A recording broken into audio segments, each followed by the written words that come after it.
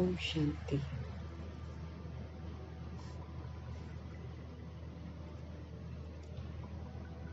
पवित्रता के सागर परमपिता परमात्मा हम आत्माओं को आप समान बना रहे हैं।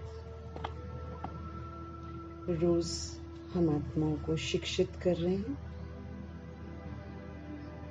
कि ओरिजिनल में हम सभी आत्माएं कैसी थी, अनादि स्वरूप हमारा कैसा था और आदि स्वरूप हमारा कैसा था। स्मृतियां दिलाकर प्रभु कहते हैं कि कैच करो, जो विशेषताएं मैं तुम्हें बताता हूँ उसको कैच करो, मना उसको जीवन में धारण करो। जो सोल जितना धारण कर पाती है उतना वो इस बात का सबूत देती है कि वो आदि आत्मा है, वो सतयुगी आत्मा है। तो जितना हम सतयुगी विशेषताओं को धारण करेंगे उतना हम सतयुगी बनते चले जाएंगे और उतना हम सतयुग बनाने में सहयोग देंगे, क्योंकि जो हम धारण करते हैं उसके सारे वाइब्रेशंस चारों तरफ फैलते हैं। प्रभु जी कहते हैं तो वो जब वाइब्रेशंस फैलते हैं तो हम वैसी सृष्टि स्थापन करने में मददगार बनते हैं। तो कल हर्षित मुक्ता बाबा ने ध्यान खिंचवाया और फिर हर्षित हम रह कैसे सकते हैं, उसके लिए दूसरी विशेषताओं की भी तो जरूरत है। तो हर्षित मुक्ता से ही संबंधित कि कैसे हम सदा हर्षित रहेंगे, उसके लिए हम आत्माओं में शीतलता आनी चाहिए। बाबा कहे हम आत्माओं में शीतलता का गुण आना चाहिए, हम आत्माओं में मधुरता का गुण आना चाहिए और हम आत्माओं में वो दान करने की जो शक्ति है कि हम विकारों का दान दें वो चाहिए। जब हम ये शीतलता, मधुरता और दान करते हैं तभी हम सदा हर्षित रह सकते हैं। प्रभु जी समझ दे रहे हैं कि शीतलता और मधुरता ऐसे गुण हैं जो हर एक परिस्थिति में आत्मा को शांति देते हैं।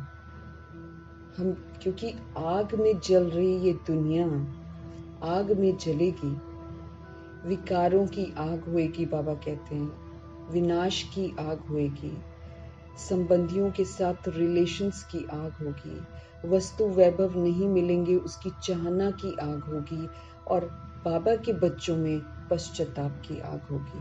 जो होमवर्क खत्म नहीं किए होंगे उसका पश्चाताप सोल्स को होगा। तो ये ऐसी वाली आग लगने से पहले लगी तो हुई है सूक्ष्म में, लेकिन वो विकराल रूप भी लेगी। उससे पहले ही भगवान कहते हैं आप शीतल बनो, आप मधुरता का जो गुण है उसको धारण करो। जितना हमारे में बेहद का वैराग आएगा, जितना ये समझ आएगी कि हमको अब घर वापस जाना है, जितना ये स्मृति में रहेगा कि सब कुछ विनाश होना है, उतना हम इस गुण को धारण कर पाएंगे। बाबा कहे शीतलता और मधुरता ऐसे गुण हैं जो मनुष्य को हर परिस्थिति में शांत रखेंगे। शीतलता और मधुरता जिसके मन में है उसके मन में तो शांति है ही, परंतु जिनके प्रति इनका व्यवहार होता है शीतलता का और मधुरता का, उन्हें भी ये गुण शांति देते, वो दूसरी सोल को भी शांत कर देते। क्रोध रूपी अग्नि को बुझाने के लिए, कोई चिंता का जो वायुमंडल है उस चिंता को खत्म करने के लिए, शांति प्रदान करने के लिए हम सभी आत्माओं में शीतलता और मधुरता का गुण होना चाहिए। बाबा कहे मधुरता में ऐसा आकर्षण होता है कि लोग मधुर वचनों को सुनने के बड़े इच्छुक हो जाते हैं। क्यों? क्योंकि उन मधुर वचनों से आत्माओं को सुख मिलता है। इसलिए शिव बाबा कहते हैं मधुर बनो, मीठे बनो अथवा खीर खंड बनो, क्योंकि मधुरता ही एकता और स्नेह लाती है और एकता तथा स्नेह से ही शांति और सुख मिलता है। बाबा कहे इसके लिए याद रखना चाहिए कि हम सभी सोल्स जितनी भी इस वर्ल्ड में मौजूद हैं, हम सभी ईश्वरीय कुल के हैं। ईश्वर प्यार का सागर है, अतः हम सभी को भी प्यार से एक परिवार के भाई भाई की तरह बहुत स्नेह युक्त व्यवहार करना चाहिए। एक बाप को जानने से आपस में भाई भाई का संबंध जुड़ता है, एक मत निर्धारित होती है और ये जानना जरूरी है कि ये जो भाई भाई का प्यारा नाता है ये आत्मिक संबंध से होता है, दैहिक से नहीं हो पाता है, आत्मिक संबंध से होता है। जबकि लोग आत्म निश्चय में ही नहीं रहते हैं, इसीलिए एक बाप को जो कि प्यार का सागर है, उनकी श्रेष्ठ मत सद्बुद्धि देने वाले हैं, उसे भी नहीं जानते हैं। इसलिए आज लोग आपस में हिंदू मुस्लिम सिख ईसाई बनकर लड़ते हैं, भेदभाव में आते हैं।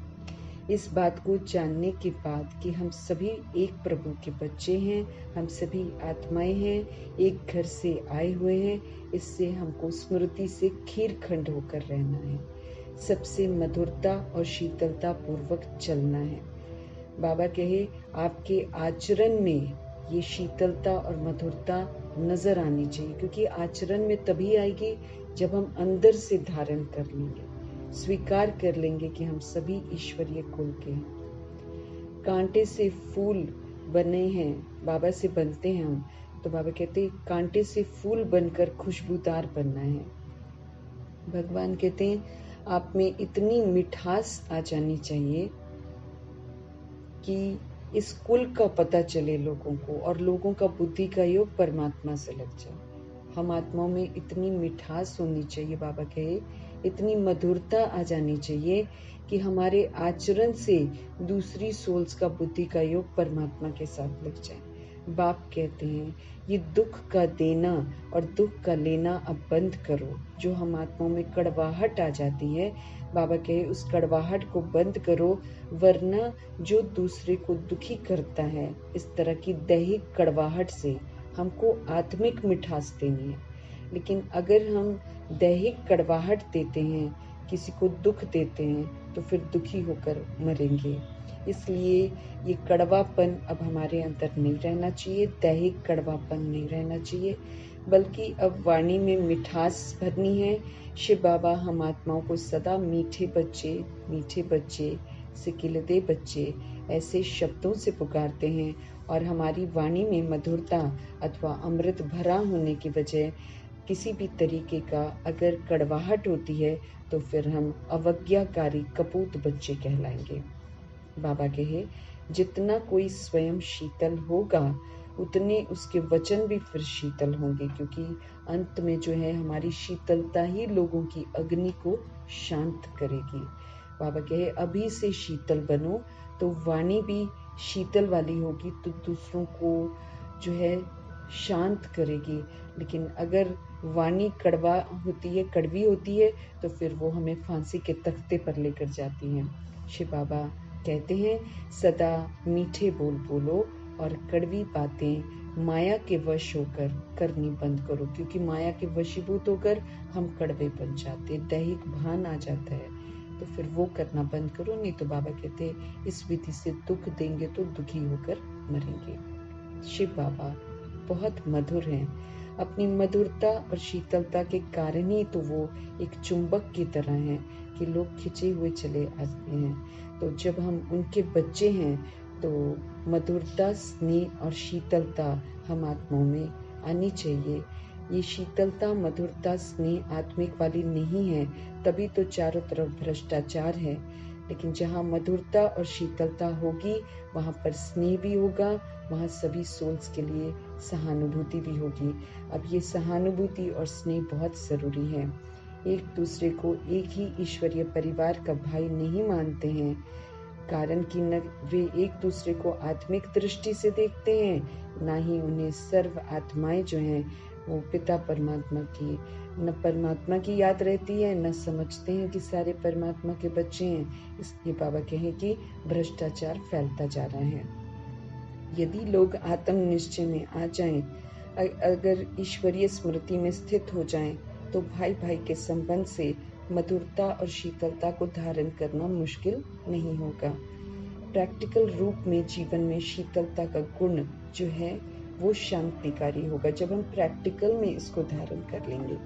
भगवान कहते हैं जिसके मन में शीतलता होगी उसके अपने मन में तो हर्ष होगा ही होगा, मुख पर भी हर्ष दिखाई देगा, लेकिन उससे दूसरी सोल्स को भी शीतलता और खुशी की प्राप्ति होगी। मधुरता और शीतलता से व्यवहार करना होगा, तब हम दुखों का निवारण कर पाएंगे। सुख देकर हम सुख के भागी बन सकते हैं। इस बात को अच्छी रीति से समझना है हमें कि जब हम दूसरों को सुख देंगे तभी सुखी रह सकते हैं। और सुख, आत्मिक सुख सबको चाहिए, जिस्मानी सुख नहीं चाहिए। हर सोल आत्मिक सुख की प्यासी है, आत्मिक स्नेह, आत्मिक मधुरता की प्यासी है। वो दैहिक वाली मधुरता तो दिखावटी होती है, ऊपर से मीठा बोलते हैं, अंदर से जहर रखते हैं। लेकिन आत्मिक मधुरता जो होती है वो रूह तक पहुंचती है, वो बनावटी नहीं होती है। अगर आत्मिक स्नेह होगा तो दूसरी रूह को टच होगा। तो बाबा कहे कि मधुर और शीतल व्यवहार करना है, तभी लोग हर्षित होंगे। यदि शीतल और मधुर व्यवहार नहीं करते हैं तो लोग दूर भागते हैं। एक ज्ञानवान तथा रूहानी सेवक के लिए मधुरता और शीतलता का गुण बहुत आवश्यक है। हम सब रूहानी सेवाधारी हैं। रूखा और कड़वा रहेंगे तो कोई प्रभु का ज्ञान नहीं सुनेगा। शिव बाबा बार बार समझाते हैं, मीठे बच्चों, अब इस संसार रूपी खाड़ी चैनल जो है, ये जो दुख धाम है, ये जो कलयुगी नदी है, इससे पार होते हुए मधुरता और शीतलता रूपी जो गुण है इसको धारण करो। इसको धारण करते हुए कलयुग को पार करना है। कलयुग मुझे कलयुग ही देगा, वो अज्ञानता में है। लेकिन हमको बाबा कहते हैं आपको मधुरता और मिठास का सहयोग, स्नेह का सहयोग देना पड़ेगा, शीतलता का सहयोग देना पड़ेगा। सतयुगी दुनिया में कोई भी किसी को तिरछी टेढ़ी दुश्मनी की आंखों से नहीं देखता है, बल्कि सब एक दूसरे को देखकर खुश होते हैं। सतयुगी दुनिया में सब एक दूसरे को अपने हृदय में समा लेते हैं। वहाँ इतनी मधुरता और इतनी शीतलता जो होती है वो यहीं से तो धारण करके जानी है। वहाँ शीतलता और मधुरता होती है, तभी तो उसे सचखंड कहते हैं, तभी उसे स्वर्ग कहते हैं, क्षीरसागर कहते हैं, सुखधाम कहते हैं। ये नाम कितना सुख देते हैं, कितनी खुशी देते हैं। उस समय के देवताओं की मूर्तियां भी जब बनती हैं तो उससे भी लोगों को शीतलता और मधुरता का और खुशी का एहसास होता है।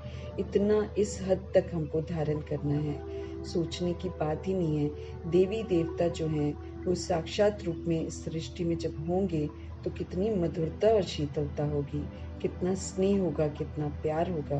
तभी तो वो इतने प्रसिद्ध होते हैं, तभी तो वहाँ पर शेर और गाय एक ही घाट में पानी पीते हैं। वही दुनिया फिर से स्थापित करने के लिए मैं आया हुआ हूँ। बाबा कहे अब मधुरता और शीतलता को धारण करो, प्यार के सागर के बच्चे हो, प्यार और स्नेह जो है इसको फैलाओ। अपनी कड़वाहट को, अपनी नफरत को, अपनी गर्मी को एकदम खत्म करो। नरकपुरी में मनुष्य जो एक दूसरे को बिच्छू की तरह काटते हैं, मुख से जहर उगलते हैं, नीले पीले हो जाते हैं, निरुत्साह दूसरी सोल्स को कर देते हैं, मूर्छित कर देते हैं। अब ये जो आसुरी मर्यादाएं जो हैं हम आत्माओं ने जो धारण कर रखी हैं, उसको छोड़कर हमको सुखदेव का बच्चा, सुखदेव बनना है। हमको सभी को सुख देना है। शिव बाबा के शीतल वचन धारण करके हमें शीतल बनना है, मधुरता धारण करनी है। मधुरता और शीतलता को धारण करने से हमारे जीवन में हर्ष आएगा। भगवान राज बता रहे हैं कि हम कब खुश रहेंगे, जब हम मधुरता और शीतलता को अपने जीवन में धारण कर लेंगे। वही मन का हर्ष जो है हमारे मुख पर हर्षित मुक्ता के रूप में प्रकट होगा। अगर हम लोगों से मधुरता तथा शीतलता से व्यवहार नहीं करेंगे तो उन्हें हमारे कर्मों से कभी भी खुशी नहीं होगी, बल्कि दुख होगा। और उन्हें हमसे हर्ष न होता देखकर हमें स्वयं अपने आप में भी हर्ष नहीं होगा, हम भी खुश नहीं रह पाएंगे। तो फिर हर्षित मुक्ता का गुण कहाँ से आएगा? दूसरों को दुख देंगे, क्या उसे कभी सच्चा और स्थायी हर्ष हो सकता है? कभी भी नहीं हो सकता। इस संसार में मनुष्य दूसरों को जो दुख देते हैं वो उसके मन में वैसे ही लौट कर आता है जैसे कि गुंबद में बोलने वाले व्यक्ति की अपनी आवाज लौट कर उसके पास आ जाती है। अतः मीठे बाबा कहते हैं, याद रहे कि दूसरों को सुख देने से, विकारों का दान करने से ही हम पुण्य आत्मा बनेंगे, हम पुण्य कर्म करेंगे, हम लोगों को हर्षित रखेंगे और तभी हम खुद भी हर्षित शीतल बन सकते हैं। तो शीतलता और मधुरता का वचन धारण करना है। 5 विकारों का दान परमपिता परमात्मा को देना है। देंगे दान तो छूटेंगे हमारे ग्रहण। विकारों का दान परमात्मा को कर देने से फिर हमारे में ये जो दैवी गुण है वो आ जाएंगे, हम हल्के हो जाएंगे, मुख पर हर्ष के चिन्ह आ जाएंगे और सच्चा हर्ष होने से ही हमारा स्वभाव जो है वो शीतल होगा, मधुर हो जाएगा। ज्ञान दान करना है, गुण दान करना है, योगदान सभी सोल्स को करना है। इससे हमारा जीवन श्रेष्ठ होगा। कल्याणकारी बनना है, सुखदायी बनना है, सेवाधारी बनना है।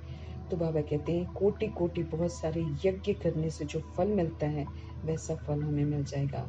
ज्ञान, दिव्य गुण तथा योग का दूसरों को दान व्यवहार के द्वारा हम दे सकते हैं, इसलिए धारणा करनी बहुत जरूरी है। ईश्वर के गुण, ईश्वर के कर्तव्यों को अपनाना है और पुण्य आत्मा तथा महादानी बनना है। ईश्वर से हमें खुशी मिलती है, आनंद मिलता है। वो परमपिता परमात्मा की कृपा तथा आशीर्वाद अथवा वरदान का सौभाग्य प्राप्त करके हमें खुशी पानी है। बाबा कहे, ज्ञानवान मनुष्य को ज्ञान सागर रत्नागर परमपिता परमात्मा से जो अनमोल ज्ञान रतन मिले हैं, जो दिव्य गुणों का अनमोल श्रृंगार मिला हुआ है, जो योग रूपी अतुल खजाना मिला हुआ है, उसे अपने में लाना चाहिए, धारण करना चाहिए, उसका मनन करना चाहिए, उसको बार बार याद करके दोहराना चाहिए। इससे फिर हमारे में खुशी जो है वो बढ़ती जाएगी, मधुरता शीतलता आती जाएगी।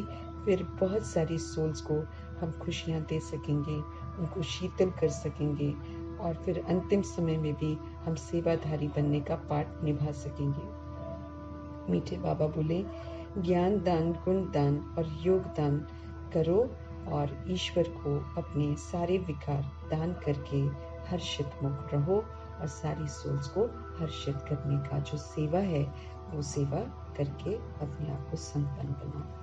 मीठे मीठे परमात्मा की मीठी मीठी शिक्षाओं को बुद्धि में रखते हुए, परमपिता परमात्मा को और ब्रह्मा माँ को हाजिर नाजिर करते हुए हम उन्हीं से उन्हें उनके जो महावाक्य हैं, आज संगम युग की जो नई सुबह फिर से आई है, फिर से हम सौभाग्यशाली बने हैं। पढ़ाई अभी चल रही है, प्रभु जी हमारे साथ मौजूद हैं।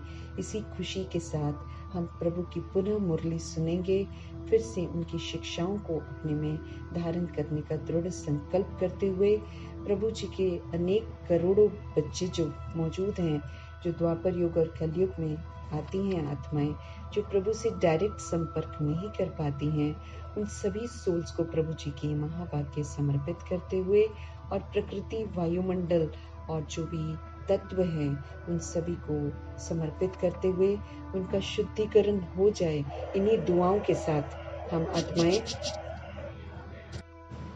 इन्हीं दुआओं से सभी को समर्पित करते हुए देखते हैं आज हमारे मीठे बाबा हम आत्माओं को किस विधि से सही रास्ते पर लेकर चलते हैं।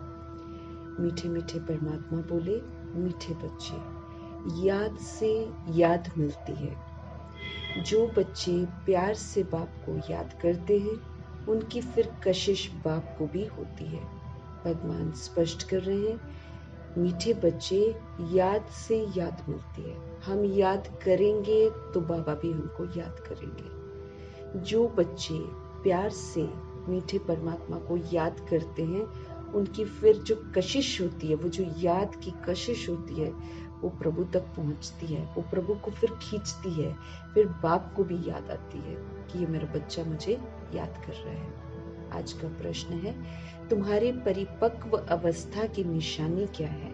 उस अवस्था को पाने का पुरुषार्थ सुनाओ। हमें अपनी अवस्था को दिन पर दिन परिपक्व बनाना है, मजबूत बनाना है। उस अवस्था को पाने का पुरुषार्थ सुनाओ।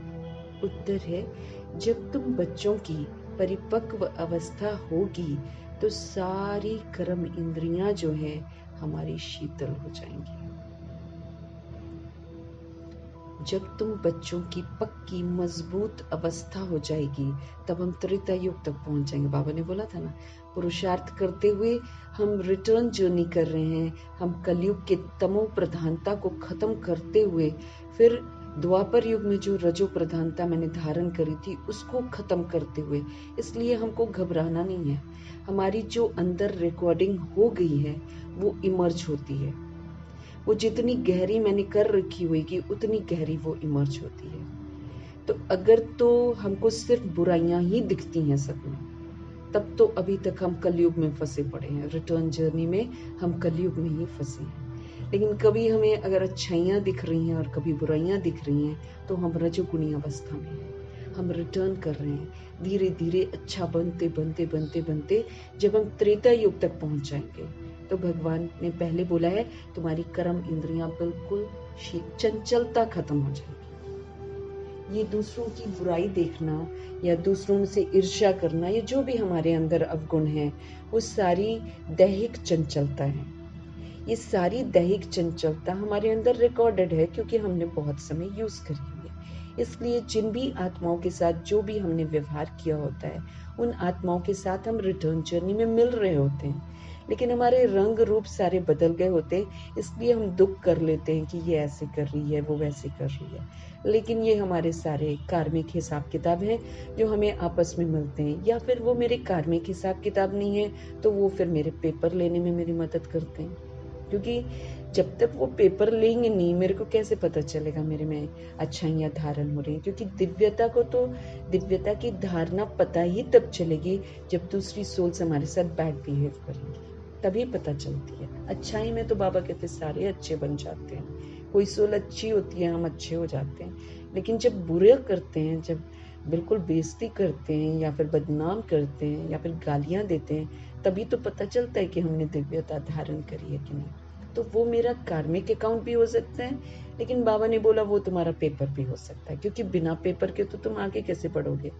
इसीलिए हमें ये सारी नॉलेज को बुद्धि में रखते हुए दिव्यता को धारण करना है, ज्ञान को धारण करना है और चलते जाना है। मम्मा पापा यही करते थे, है ना। दुनिया में बदनाम करने वाले लोग जितना भी करते, कुछ करते, उस समय भी लोग बोलते ही तो थे ना।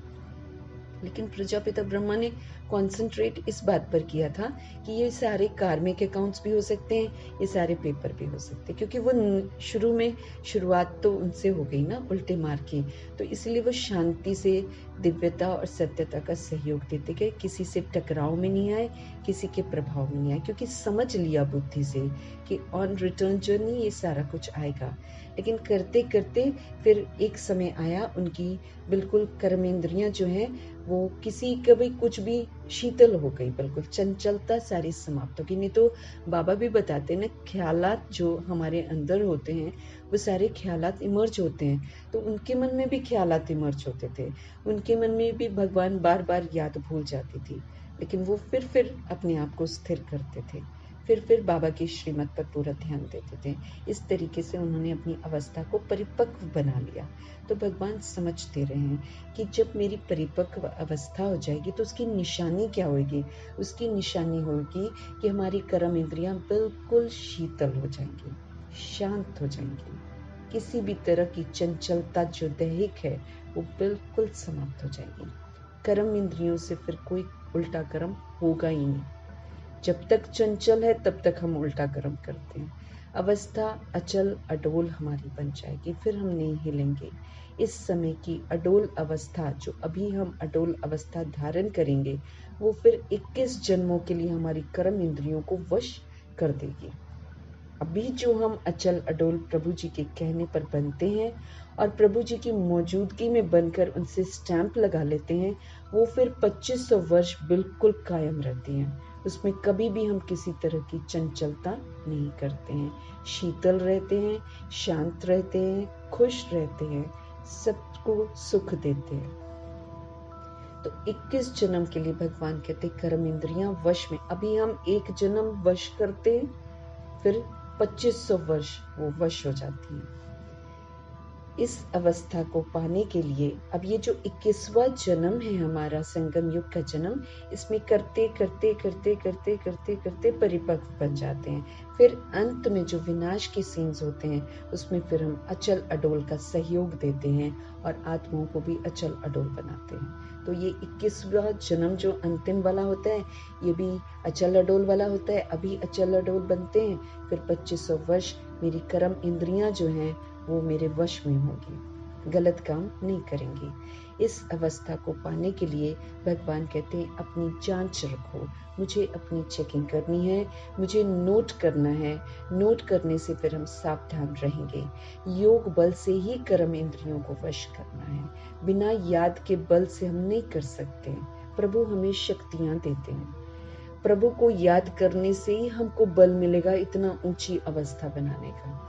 भगवान की याद के बिना तो फिर रामचंद्र की तरह कोशिश ही करते रह जाएंगे। लेकिन नारायण की तरह बनना है तो याद में रहकर बल इकट्ठा करना है।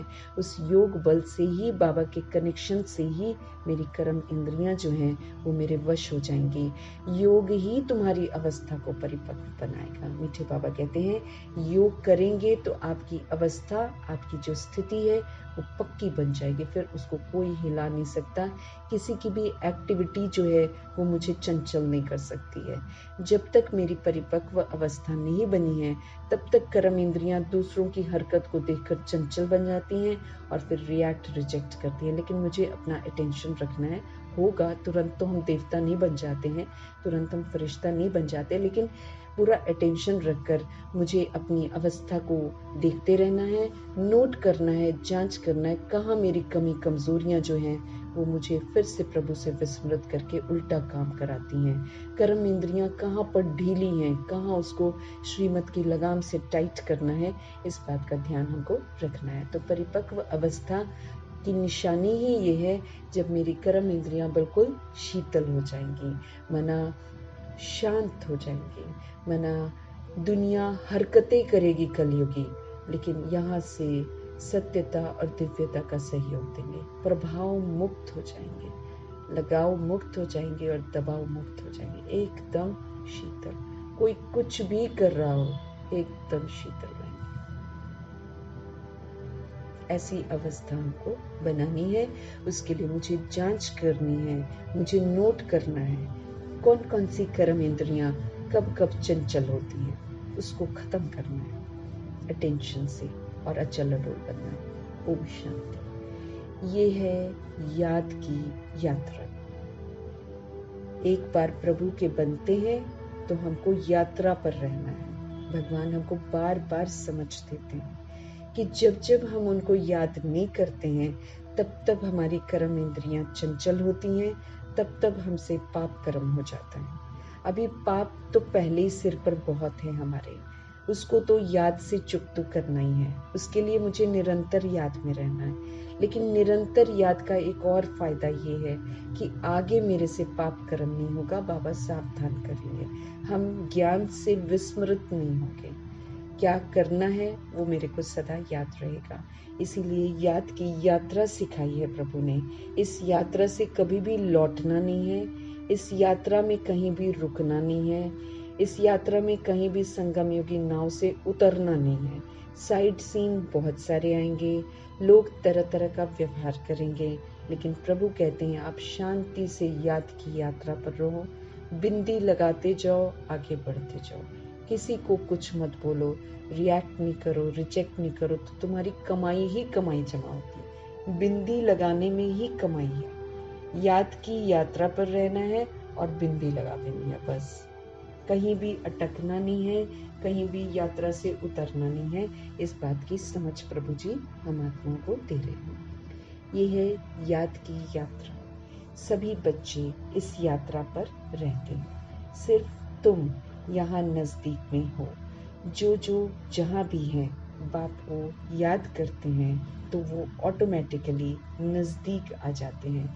ये याद की यात्रा से ही हम प्रभु के समीप पहुंचेंगे, क्योंकि याद की यात्रा से पुण्य आत्मा बनेंगे। याद की यात्रा से हम श्रीमत पर चलेंगे। जितना हम चलेंगे उतना मेरे को समीप पहुंचना है, सूक्ष्म वतन तक पहुंचना है। मेरी अवस्था सूक्ष्म बनती चली जानी चाहिए, दैहिक भान खत्म होता चले जाना चाहिए, दैहिक विस्तार खत्म होता चले जाना चाहिए। ऐसे करते करते, यात्रा करते करते हम नजदीक पहुंचेंगे। हमको दिया हुआ है लक्ष्य प्रभु जी ने, सूक्ष्म वतन तक पहुंचना है।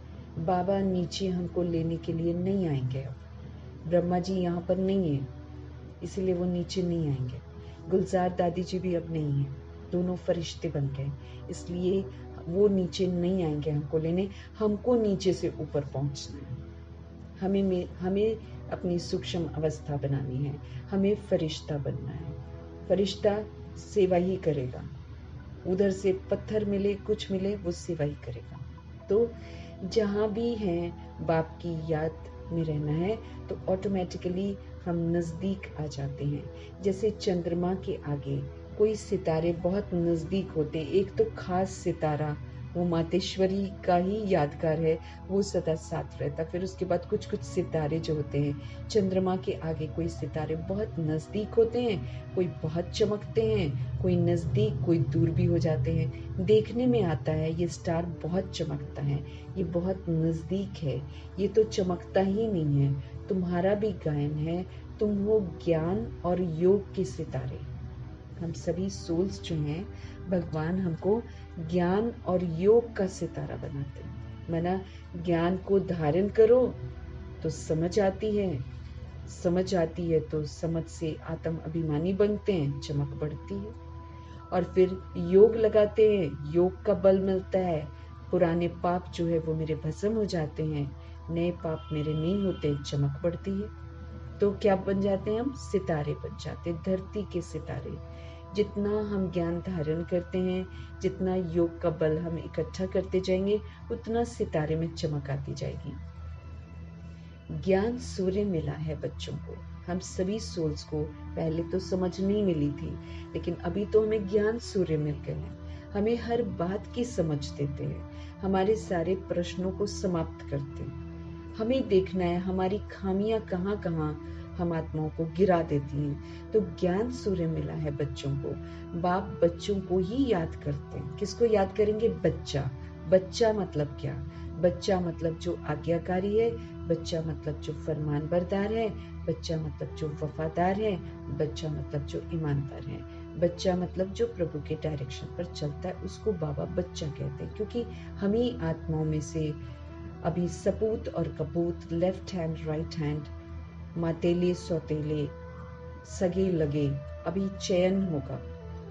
तो बाबा सबको याद नहीं करते हैं। 16,108 33 करोड़ बच्चों को याद नहीं करते। उसमें से जो आज्ञाकारी है, जो प्रभु को याद करता है, उसको याद करते हैं। तो मीठे परमात्मा बाप जो है वो बच्चों को ही याद करते। तो मेरे को बच्चा बनना है। बच्चा बनने के लिए फिर हमको उनके फरमानों पर चलना है और आज्ञाकारी बनना है। जो वो कहते हैं वो करना है, ईमानदार रहना, ऑनेस्टी से चलना है। अगर वो आत्मा कहते हैं तो मुझे आत्मा समझकर चलना है और प्रभु से वफादारी रखनी है। माना एक बाप दूसरा ना कोई। जब हम ये सबूत देंगे तब हम उनके बच्चे कहलाएंगे। जो सर्विसेबल बच्चे हैं, बाप है सर्वशक्तिवान, सर्वशक्तिमान है, उस बाप को ही याद करते हैं तो याद से याद मिलती है। अब वो पावरफुल है, उनको याद करेंगे तो हम पावरफुल बनेंगे।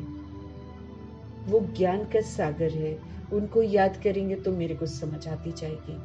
वो प्यार का सागर है, उनको याद करेंगे तो हम प्यारे बनेंगे।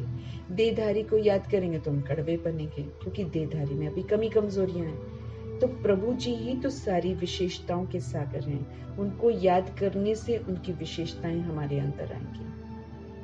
उस बाप को ही याद करते हैं तो याद से फिर याद मिलती। मैं याद करूंगी तो वो मुझे याद करेंगे।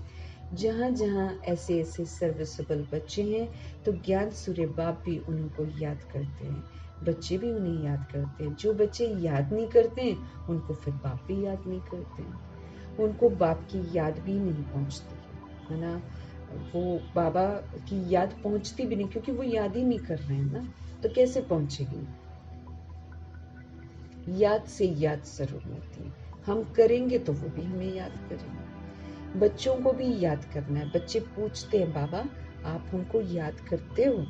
बाप कहते हैं क्यों नहीं, इस रीति बाप क्यों नहीं याद करते जो जास्ती पवित्र हैं और बाप से बहुत प्यार है तो कशिश भी तो ऐसे ही करते हैं ना, वो बाबा को अट्रैक्ट करते हैं। हर एक अपने से पूछे हम कहाँ तक बाबा को याद करते। फिर से याद के चार्ट पर प्रभु जी आ गए हैं, क्योंकि याद से ही हम आत्माओं में परिवर्तन आएगा। बिना याद से तो हम परिवर्तित हो ही नहीं सकते हैं। पावर हाउस वही है, उन्हीं को याद करेंगे तो मैं आत्मा बैटरी चार्ज होगी। अभी एक बार में ही ये पावर हाउस की चार्जिंग होती है, ये मेरे को याद करना है, क्योंकि फिर कभी हम चार्ज नहीं हो सकते। न सतयुग में प्रभु जी होंगे, न त्रेता में होंगे, न द्वापर में होंगे, न कलयुग में होंगे। बिल्कुल अंत में संगम युग में अंतिम 100 वर्षों में फिर से 5000 वर्ष के बाद चार्जिंग का समय आएगा। तो पूरे जो मैं पाठ बजाऊंगी उसके लिए आत्मा को जो चार्ज होना है वो अभी समय है। हमें ये समझ मिलती है कि जब जब हम देहधारियों के साथ बुद्धि का योग लगाते हैं हम डिस्चार्ज हो जाते हैं, क्योंकि सारी सोल्स इस समय डिस्चार्ज है। सब में कमी कमजोरियां आ गई हैं, और वैसे भी कौन किसको सशक्त बनाएगा। इस समय सब कलयुगी बन गए हैं, भ्रष्टाचार से पैदा होकर भ्रष्टाचारी बन गए हैं, विकार में जा जाकर विकारी बन गए हैं। हम ऐसी सोल्स के साथ बुद्धि का योग लगाएंगे तो हम विकारी और भ्रष्टाचारी ही तो बनेंगे। हमारे ख्यालात कहाँ से पवित्र बनेंगे। और यहाँ प्रभु जी हमको संपूर्ण पवित्र बनाने के लिए आए। तो संपूर्ण पवित्र तो हम तभी बनेंगे जब पूरा संगम युग हम पवित्रता के सागर के साथ कनेक्टेड रहेंगे, तभी हम बन सकते हैं, नहीं तो नहीं बन सकते। इस बात को मुझे याद रखना है। मैं देहधारियों के चक्कर में अपने आप को डिस्चार्ज कर देती हूँ। हमें देहधारियों को देखना ही नहीं, बाबा कहते कुछ भी करे। बाबा ने हम आत्माओं को ये जरूर समझ दी है कि जब हम ज्ञान में चलते हैं, प्रभु जी से समझते हैं, तो हम जिन्स जो चल रहे होते हैं साथ में ज्ञान में, उनको अगर नहीं वो ध्यान दे रहे होते हैं, हमें कुछ पता चलता, हम उन्हें थोड़ा सा प्यार से उनको बता सकते हैं, बताकर फिर छोड़ देना है। बार बार उनको नहीं बोलना है, क्योंकि उनकी अपनी मर्जी है ना। इसीलिए हमको किसी भी सोल को देखना ही नहीं है। बाकी इशारा देने की कोई बात है तो कभी कभार दे दिया, उसके भले के लिए दे दिया, बाकी फिर छोड़ देना है। इसलिए हमें सदा चार्ज होने के लिए प्रभु की याद में ही रहना। ये समय है चार्जिंग का, एक ही बार ये चार्जर लगता है पावर हाउस के साथ, उसके बाद फिर कभी नहीं लगता है। तो बाबा की याद में रहने में ही हम आत्माओं का कल्याण है। उनको याद करके ही हम संपूर्ण पवित्र बनेंगे, उनको याद करके ही हम दिव्यता को धारण कर पाएंगे, दैवी गुण धारण करने हम आत्माओं को। तो बाबा कहे, बच्चे पूछते हैं बाबा आप हमको याद करते हो। बाप कहते क्यों नहीं, इस रीति बाप क्यों नहीं याद करते जो जास्ती पवित्र हैं और बाप से बहुत प्यार है। तो कशिश भी ऐसे ही करते हैं। हर एक अपने से पूछे कि हम कहाँ तक मीठे बाबा को याद करते हैं। एक की याद में रहने से फिर ये पुरानी दुनिया भूल जाती है। प्रभु को याद करने से बहुत सारे फायदे हैं। उनको याद करेंगे तो पुरानी दुनिया को आराम से भूल जाएंगे। उनको याद करेंगे तो सारी अटैचमेंट से हम मुक्त हो जाएंगे। उनको याद करेंगे तो हम कामनाओं से मुक्त हो जाएंगे, हम क्रोध से मुक्त हो जाएंगे, हम लोभ से मुक्त हो जाएंगे, हम अहंकार से मुक्त हो जाएंगे। हम इतनी गंदी गंदी बीमारियों के शिकार हो गए हैं। मानसिक बीमारियां हमें बहुत सारी हैं, ईर्ष्या, द्वेष, बदले की भावना, आलस्य, अलबेलापन, बहुत सारी बीमारियां हैं सूक्ष्म। वो सारी की सारी बीमारियां हमारी दूर हो जाएंगी अगर हम प्रभु जी को याद करेंगे। फिर मेरे जो 63 जन्मों के पाप हैं वो विनाश हो जाएंगे, नए वाले पाप और हमसे नहीं होंगे। तो फायदा ही फायदा है। बाप को ही याद करते करते जाकर मिलते हैं। अब तो मिलने का समय आया हुआ है, प्रभु से मिलना है हमको। ड्रामा का राज बाबा ने समझा दिए हैं। राज बताकर बाबा ने हमारे क्यों, क्या, कैसे के प्रश्न सारे समाप्त कर दिए हैं। हमको त्रिकालदर्शी बना दिया है। हमें रिएक्ट करना, रिजेक्ट करना, करेक्शन करना, गंदी गंदी आदतों से छुड़वा दिया है। कि राज ही बता दिया कि ड्रामा कैसे चलता है। राज बता दिया कि हम सब कैसे विस्मृत हो जाते हैं। राज बता दिया कि कैसे उल्टे मार्ग पर चलकर हमने अनेक हिसाब किताब बना दिए। राज बता दिया है कि अगर हम बिंदी लगाएंगे तो कमाई होती जाएगी, हिसाब किताब भी सेटल होते जाएंगे। राज बता दिया है कि सिर्फ शुभ शब्द यूज करो शुभ चिंतक बन जाओ, है ना, सबके वेल विशर बन जाओ, खाली शुभ चिंतन करो, शुभ भावना शुभकामना सबके लिए रखो, और जो बाबा शुभ स्मृतियां दिलाते हैं उन शुभ स्मृतियों में स्थिर हो जाओ। ये विधियां बाबा ने अनेक बना रखी बताई हैं, जिससे कि हम फिर से देवता बन सकते हैं, हम फिर से फरिश्ता बन सकते हैं। तो बाबा की तो याद में और ड्रामा के राज सारे बताकर बाबा ने तो हमारे प्रश्नों को खत्म कर दिया है। हमें तो किसी के साथ कोई शिकवा शिकायत ही नहीं होनी चाहिए, बाबा कहें। तो फिर बाप आते हैं, आकर बच्चों को अपना रूहानी बच्चा बनाते हैं। हमको जिस्मानी बच्चा, हम जिस्म में हैं, लेकिन जिस्म से निकलवा कर बुद्धि का योग बाबा कहते हैं अपने आप से लगवाते हैं। और हमको कौन सा बच्चा बनाते हैं? हमको रूहानी बच्चा बनाते हैं। हम रूहें उनके बच्चे हैं। हम जीव में हैं, हम शरीर में हैं, लेकिन शरीर में रहते हुए अब हमको स्मृति आ गई है कि मैं आत्मा परमात्मा का बच्चा हूँ। जो सोल इस स्मृति में रहती है सारा दिन, जो सोल इस स्मृति से पाठ बजाती है, वो रूहानी बच्चा है। बाबा हमको रूहानी बच्चा बनाते हैं, क्योंकि जिस्म में रहकर ही हम अपना सारा करेक्शन कर सकते हैं। जिस्म में रहकर हम देव आत्मा बन सकते हैं, फरिश्ता बन सकते हैं, कर्मातीत बन सकते हैं, कर्माजीत बन सकते हैं, कर्मेंद्रिय जीत बन सकते हैं, विघ्न विनाशक बन सकते हैं। सब कुछ शरीर में रहते हुए कर सकते हैं। इसलिए देह का भान नहीं हो, लेकिन देह के भान में ये स्मृति रहे कि मैं रूह प्रभु से पढ़कर अपने आप को जिस्म में की हुई जितनी गलतियां हैं उससे खुद को सुधारती हूँ, जिस्म की सारी कमी कमजोरियों को खत्म करती हूँ। वो है रूहानी बच्चा। रूहानी बच्चा बनाते हैं प्रभु। तो हमें देह के भान में नहीं होना है, हमें शरीर में रहते हुए अपने को आत्मा समझकर, आत्मा समझेंगे तो मेरे को पता चलेगा कि मैंने क्या क्या किया है ड्रामा में। जिस्म समझेंगे तो वो हम वर्तमान को ही देखेंगे और कहेंगे हमने तो ऐसा कुछ नहीं किया, हमारे साथ ऐसा क्यों है।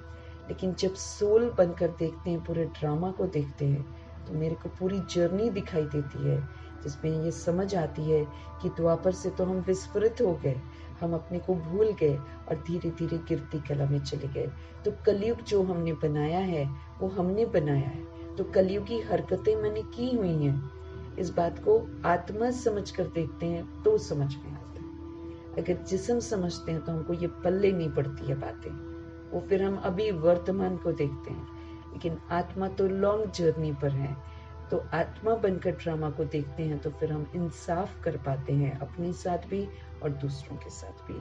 उसमें फिर बाबा हमको बोलते हैं कि बेसमझी में पाठ बजाया है आपने भी, और आपकी बेसमझी को देखकर पाठ बजाया है द्वापर युग और कलयुग की आत्माओं ने।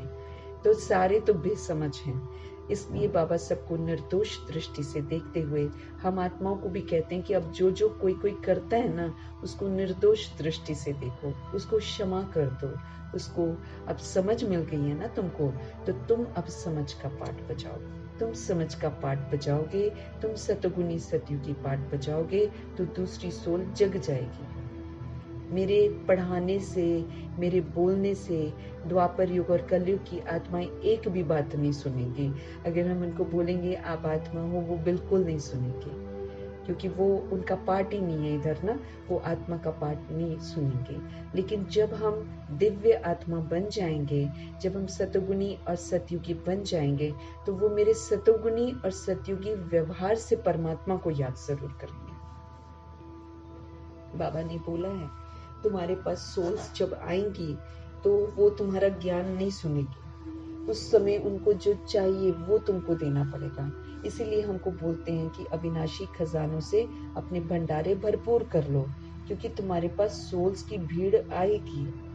वो सुख शांति की, शीतलता की जो वाइब्रेशंस हैं, जो सुख है, वो लेने के लिए आपके पास दौड़े आएंगे, क्योंकि उनको याद आएगा इन्हीं के पास सुख और शांति है। तो बाबा के जब आपके पास आएंगे वो तुम्हारा ज्ञान सुनेंगे नहीं, और भीड़ इतनी आएगी कि सुनाने का वक्त भी नहीं होगा। तुम्हारी जो सुखदायी स्थिति होगी, तुम्हारी जो शीतल स्थिति होगी, तुमने जो बहुत काल तक पेपरों को पास करके, धारण करके अपनी अवस्था को परिपक्व बनाया होगा, तुम्हारी अवस्था उनको शीतल करेगी। हम अचल अडोल रहेंगे, हम शांत रहेंगे, हम हर्षित रहेंगे, हम सहनशील रहेंगे। ये जो मेरी अवस्था है, ये उनको सबसे पहले ठंडक देगी।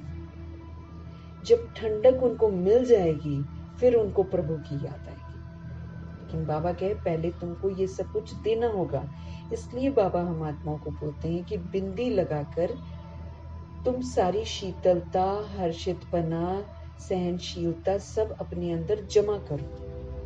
तुम जमा करोगे, तुम शीतल बन जाओगे, तो तुम्हारी स्थिति फिर एंड में सेवा करेगी। इसके लिए बाबा हमको बार बार कहते हैं याद में रहो, याद में रहो, क्योंकि एक प्रभु की याद से ही हम सही मार्ग पर चलेंगे। वही हमको पुरानी दुनिया से वैराग दिलाएंगे। वही जो हम इतनी सारी जंजीरों में फंसे पड़े हैं, उन जंजीरों से हमको निकालेंगे। उनकी याद ही तो हमें शक्तिशाली बनाएगी। बाप आते हैं, आकर बच्चों को अपना रूहानी बच्चा बनाते। तो मेरे को देखना है कि मैं रूहानी बच्चा बनकर पाठ बजाती हूँ। मैंने सारा दिन रूह बनकर पाठ बजाना है। बॉडी बनकर तो मेरे से गलतियां जरूर होंगी। जब जब हम बॉडी समझेंगे, हम बॉडी को देखेंगे, बॉडी की एक्ट को देखेंगे, गलतियां तो जरूर करेंगे। रूह समझेंगे तो दूसरी रूह की कमी कमजोरियों की वजह बुद्धि में स्पष्ट रहेगी। फिर हम बाबा से मिल रहे रूहानी सुख को दूसरे को देंगे, उसको सहन कर लेंगे। पतित से पावन कैसे बनो, बाबा सिखाते हैं। बाप तो एक ही है, उनको ही सब याद करते, याद उनको करते, जानते भले कुछ नहीं। ऐसे भले अनेकों को पूजा करेंगे, लेकिन जब एक्सीडेंट होता है, जब मौत आती है, सीधे ऊपर ही देखते हैं, भगवान बचाओ। जब आपदाएं आती है, ऊपर ही देखते हैं, तब कहते हैं खैर करो, रहम करो। ऊपर ही देखती हूँ। सोल को मालूम है वो ऊपर ही गई है, लेकिन स्मृति से विस्मृत हुई पड़ी है, इसलिए यथार्थ जानती नहीं है जब तक प्रभु से पढ़ती नहीं है। बाप तो एक ही है, उनको ही सब याद करते हैं, परंतु याद सबको नंबरवार अपने अपने पुरुषार्थ अनुसार मिलती है। जितना हम कहना मानते हैं, उतना हम बाबा के क्लोज हो जाते हैं। याद करने में भी हमको कहाँ से मदद मिलती है? श्रीमत पर चलना हम पहले शुरू करते हैं। बाबा कहे आत्मा हो, आत्मा समझने का अगर अटेंशन रखते हैं तो बाबा को प्यारे लगते हैं, क्योंकि आत्मा समझने से ही बाबा याद आता है। फिर उनकी श्रीमत पर चलने का जो पुरुषार्थ हम करते हैं, उससे फिर मेरी याद बढ़ती है। जैसे बाबा कहते हैं अगर एक भी सोल के प्रति तुम्हारे मन में कुछ डिफरेंट भाव है, तुम्हारा योग ही नहीं लगेगा। तो जो बाबा कहते हैं जब हम करते जाते हैं, योग लगता जाता है। बाबा को जानते जाते हैं, बाबा से सुनते जाते हैं, करते जाते हैं, योग लगता जाता है। बाबा कहे याद सबको नंबरवार अपने अपने पुरुषार्थ अनुसार मिलती है। जितना बहुत याद करेंगे, वो जैसे कि सामने खड़े हैं। कर्मातीत अवस्था भी ऐसे ही होएगी। याद से ही हम कर्मातीत बनेंगे। सारे बंधन टूटते जाएंगे, हम सबको सुख देते जाएंगे। और बड़ी खूबसूरत विधि है। बाबा बोलते तुमने देह समझकर सबको देखा, उल्टा सोचा, सबके बंधन में बंध गए।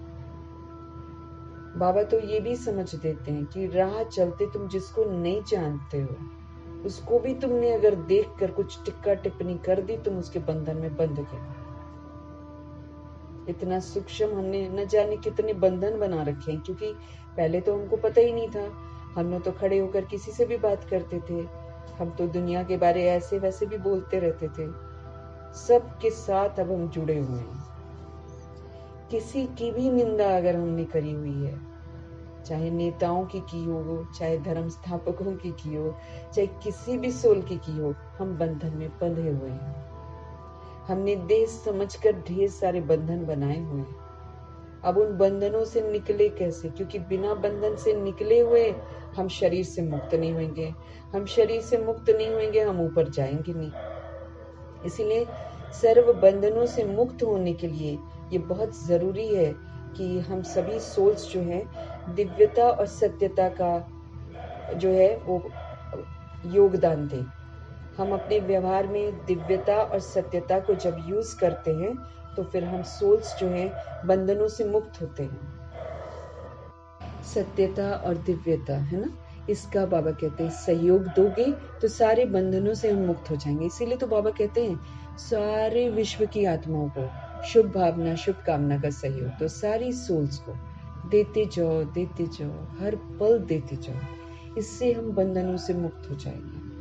नहीं तो पहले तो हम लोग कुछ भी करते आए हैं, 63 जन्म हम करते आए हैं और इस जन्म का भी हम याद कर सकते हैं। बचपन से लेकर अभी तक हम लोगों ने कितने सारे हिसाब किताब बना रखे होंगे किसी किसी के साथ। कुछ भी सोचा भी है, संकल्प से हम बंधे हुए हैं, हम बोल से बंधे हुए हैं, हम कर्मों से बंधे हुए हैं।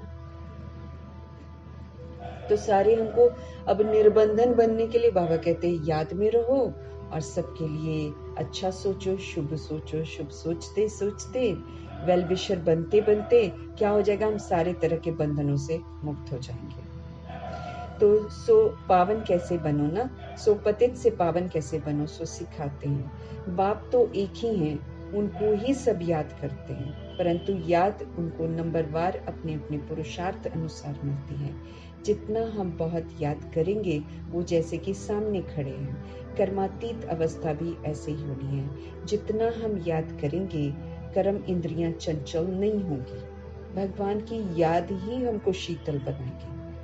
भगवान की याद हमारी आंख मुख कान जो इतने चंचल हो रखे हैं इनको शीतल कर देंगे। चंचलता सारी समाप्त हो जाएगी। कर्म इंद्रियां चंचल बहुत होती है ना, इसको ही तो माया कहा जाता है। खाने की चंचलता, इधर उधर देखने की चंचलता, इधर उधर कुछ कुछ सुनने की चंचलता, देह को देखने की चंचलता, दूसरों की देहों को देखने की चंचलता, ये सारी चंचलता है जो हमारे अंदर आ गई है, जिसको हमने बहुत यूज किया हुआ है। तो कर्म इंद्रियां बाबा कहते चंचल बहुत होती है ना, इसको ही तो माया कहा जाता है। कर्म इंद्रियों से कुछ भी खराब कर्म न हो, यहाँ योग बल से कर्म इंद्रियों को वश करना है। प्रभु जी से योग लगाना है, उनसे शक्तियां लेनी है, शक्तियों से अपनी कर्म इंद्रियों को अपने कंट्रोल में करना है। वो लोग तो दवाइयों से वश करते हैं। दुनिया वाले जो कई लोग हैं ना, वो अगर चाहते हैं कि हम संन्यास ले लें, है ना, और अपनी इंद्रियों को शांत करें, तो वो दवाइयाँ खाते हैं। वो लोग तो दवाइयों से वश करते हैं। बच्चे कहते हैं बाबा ये क्यों नहीं वश होती हैं? बाबा ये जो कर्म इंद्रियां हैं क्यों चंचलता करती हैं, क्यों वश नहीं होती हैं? बाप कहते हैं तुम जितना याद करेंगे उतना कर्म इंद्रियां वश हो जाएगी। बाबा कहे इधर उधर सबको याद करना बंद करो और मुझे याद करो। तो बाबा सदा शीतल है। बाबा तो कर्म इंद्रियां लेते ही नहीं है और ना कभी कर्म इंद्रियों के वशीभूत होते। तो जैसा संग वैसा रंग। हम देहधारियों को देखेंगे तो हम कर्म इंद्रियों के वश हो जाते, तुरंत दिमाग में चलता है सब कुछ। पुरानी दुनिया चंचल है, देखेंगे तो चंचलता। हम जो देखेंगे वैसा ही तो बनेंगे, हम जिसका संग करेंगे वैसा ही तो बनेंगे। हम पुरानी दुनिया का, पुराने लोगों का संग करेंगे तो हम चंचल बनेंगे। हम शीतलता के सागर के साथ जब बुद्धि का योग लगाएंगे, उनको याद करेंगे तो उनके संग का रंग लगेगा, हम शीतल हो जाएंगे।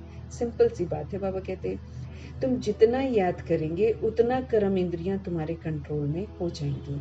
इसी को तो कहा जाता है कर्मातीत अवस्था। फिर गलत कर्मा होंगे ही नहीं, श्रीमत प्रमाण कर्मा होंगे। श्रीमत हमें निर्बंधन बनाती है। श्रीमत पर चलते हैं तो निर्बंधन बनते हैं, कार्मिक बॉन्डेज नहीं बनता फिर हमारा। इसको कहा जाता है कर्मातीत अवस्था। ये सिर्फ याद की यात्रा से ही होता है, इसलिए भारत का प्राचीन राजयोग गाया हुआ है। सो तो भगवान ही तो सिखलाएंगे, भगवान ही तो प्राचीन राजयोग सिखाते हैं। बाबा सो तो भगवान ही सिखलाएंगे। भगवान सिखलाते हैं किसको? बच्चों को। जो बच्चा बनता है, जो रूहानी बच्चा बनता है, उसको सिखाते हैं। तुम्हें इन विकारी कर्म इंद्रियों पर योग बल से जीत पाने का पुरुषार्थ करना है। ये मेरी कर्म इंद्रियां जो हैं, ये क्रिमिनल बन गई हैं, ये विकारी बन गई हैं। ये देह को ही देखेगी, आंखें जो हैं देह को ही, चंचलता ऐसी है, भ्रिकुटी में देखना है, लेकिन बाबा कहे देह को देखती है। क्यों? ये बहुत समय तक देह को ही देखती आई है, इसलिए ये विकारी बन गई है। आंखें हमारी विकारी, फिर दूसरे देहधारियों की बातें सुननी, गंदी बातें सुननी, गंदे गाने सुनने, इस पर दिमाग जाता है ज्यादा। फिर वही देह की बातें करनी, फिर देह के रस में खाना पीना, है ना, फ्राइड चाहिए, मिर्च चाहिए, मसाले चाहिए, टेस्ट नहीं है, टेस्ट नहीं है। ये क्या हो गया? ये सारी मेरी कर्म इंद्रियां क्रिमिनल बन गई। सतयुग में ये बिल्कुल कंट्रोल में थी, वहां कोई मसाले कुछ नहीं है, वहां गंदगी नहीं है। यहाँ मसाले वगैरह जितना भी हम खाते हैं, ज्यादा खाते हैं, हम उतना ही गंद फैला रहे हैं दुनिया में, उतना ही किचड़ा कूड़ा इकट्ठा कर रहे हैं, सृष्टि के खिलाफ जा रहे हैं। सृष्टि को पवित्रता पसंद है, सतयुग में पवित्र होते हैं, वहां उतना ही खाते हैं जितना बॉडी को जरूरत है। एक फल चाहिए, बस एक फल खाएंगे। फल रसीले हैं, सुंदर हैं, अच्छे हैं, इसलिए 4 खा लें, ये उनकी वृत्ति दृष्टि नहीं होती है। एक ही शरीर को चाहिए, एक ही खाना है। ये होते हैं देवता। ये वाले संस्कार अभी संगम युग में धारण करते हैं, वो थोड़ा ही खाते हैं। बाबा कहते हैं 2 ही रोटी बॉडी को चाहिए, ज्यादा चाहिए नहीं है। एक्स्ट्रा खा रहे हैं, मना एक्स्ट्रा बॉडी को दे रहे हैं, वो तो फिर एक्स्ट्रा गंद बनकर ही निकलता है। नहीं तो उधर सतयुग में तो कोई वॉशरूम नहीं जाता है, कोई गंदगी फैलाता नहीं, सृष्टि सुंदर की सुंदर रहती है। यहाँ हम ज्यादा खाते हैं, इसीलिए हम सृष्टि को गंदा करते हैं, तो हमको एंड में क्या मिलता है? गंदगी मिलती है। अभी हमको अनाज दूषित मिल रहा है, अभी हमको पानी दूषित मिल रहा है। क्यों? हमने गंदा किया है, इसलिए मिल रहा है। सतयुग में गंदा नहीं करते हैं, इसलिए हमको सब कुछ अच्छा मिलता है। सिंपल सी बात है। सृष्टि के नियमों के खिलाफ हम जा रहे हैं। सृष्टि पवित्रता पसंद करती है, इसलिए तो बाबा कहते हैं पूरा द्वापर युग, कलयुग, कोई ना कोई आकर सृष्टि को थामा है किसी ने पवित्रता से, तब ये थमी हुई है। नहीं तो बाबा कहते हैं ये तहस नहस कर दे, क्योंकि सृष्टि के नियमों के खिलाफ सब लोग विकार में जा रहे हैं। उसको पसंद नहीं है, उसको पवित्रता पसंद है। पवित्र सृष्टि थी जिसको हम आत्माओं ने ऊपर से आकर देह के भान और अभिमान में अपवित्र बनाया। इसीलिए हमको इतने कष्ट हो रहे हैं, इसलिए शारीरिक कष्ट होते हैं, कर्म भोग आते हैं, इसलिए विनाश सामने खड़ा है। उससे बचने के लिए भगवान हमको पवित्र बनाते हैं। देखो, अब हम पवित्र बनते हैं, फिर गंदगी नहीं फैलाते, बच्चे पैदा नहीं करते, विकारी काम नहीं करते, तो सृष्टि शांत, थोड़ा रुकी हुई है, नहीं तो रुके ना। हालांकि पाप बहुत ज्यादा हो रहा है, लेकिन फिर भी बाबा के जो कुछ बच्चे हैं, जो सतो प्रधान बच्चे हैं, प्रजापिता ब्रह्मा, मातेश्वरी, दादियां, सतो प्रधान बच्चे, इनकी जो सतो प्रधानता है, इसने धरती को थोड़ा रोक रखा है। लेकिन कुछ अरसे तक है कि हम सभी बन जाएं। तो अब हमें खान पान, अपना रहन सहन देवताई बनाना है।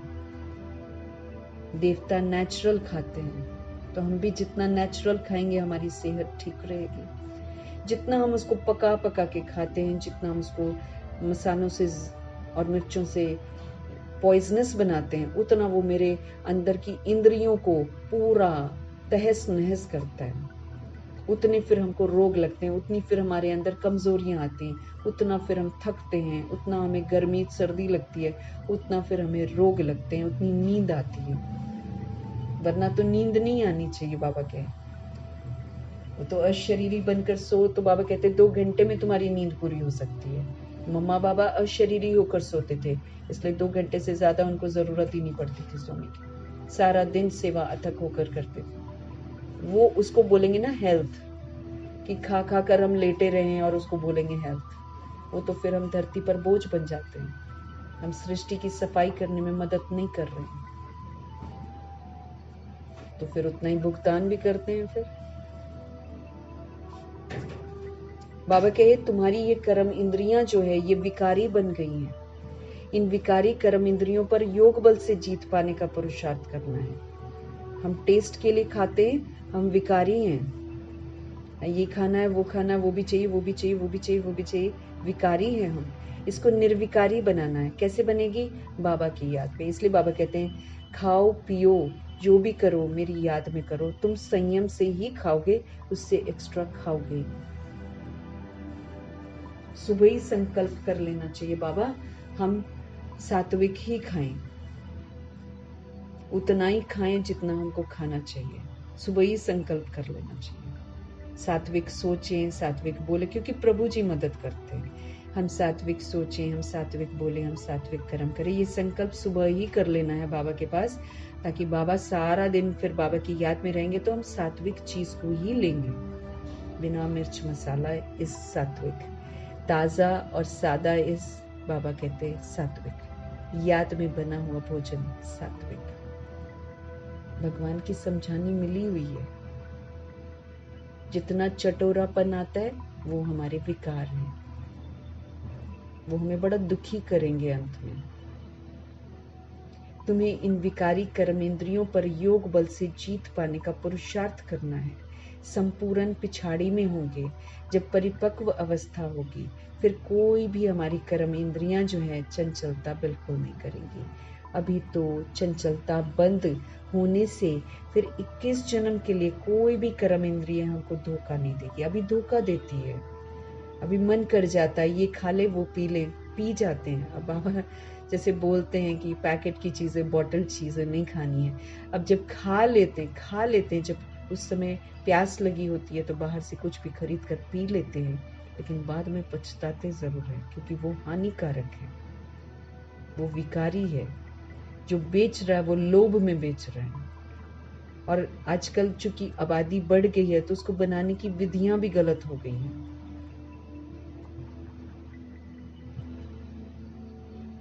तो 21 जन्म के लिए कर्म इंद्रियां वश हो जाती हैं। सबसे मुख्य है ये काम। काम मीन्स कामनाएं जो हमारे अंदर आ जाती हैं। याद करते करते कर्म इंद्रियां वश होती जाएंगी। अभी तो कर्म इंद्रियों को वश करने से आधा कल्प के लिए फिर हमको इनाम मिलता है। प्रभु जी का स्वर्ग जो है वो बच्चों के लिए इनाम है। जो सोल स्वर्ग स्थापन करने में मदद करती है, जो सत्यता और दिव्यता को धारण करती है, उसको प्रभु जी गिफ्ट के रूप में स्वर्ग देते हैं, इनाम देते हैं। प्राइज है ये लॉटरी है, ये प्राइज है जो हमको मिलता है। बाबा कहे वश नहीं कर सकते हैं तो फिर पाप रह जाते हैं हमारे अंदर। अगर हम कर्म इंद्रियों को अपने वश नहीं कर सकते हैं तो पाप रह जाते हैं। तुम्हारे पाप योग बल से कटते जाएंगे, तुम पवित्र होते जाते हो। ये है नंबर 1 सब्जेक्ट, पवित्र बनना। बुलाते भी हैं पतित से पावन होने के लिए, तो प्रभु को बुलाते हैं, तो बाप ही आकर फिर हम आत्माओं को पावन बनाते हैं। बाप हमारे नॉलेज से एकदम फुल है, सागर है, सागर अथाह है।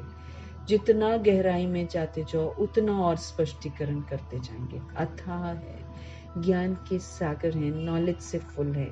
बाप कहते हैं अपने को आत्मा समझो।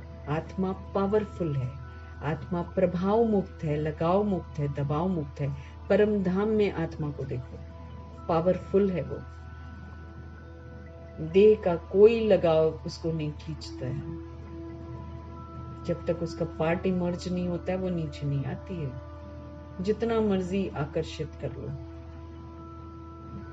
तो बाबा कहे अपने को आत्मा समझो, बाप को याद करो। ये भी नॉलेज है।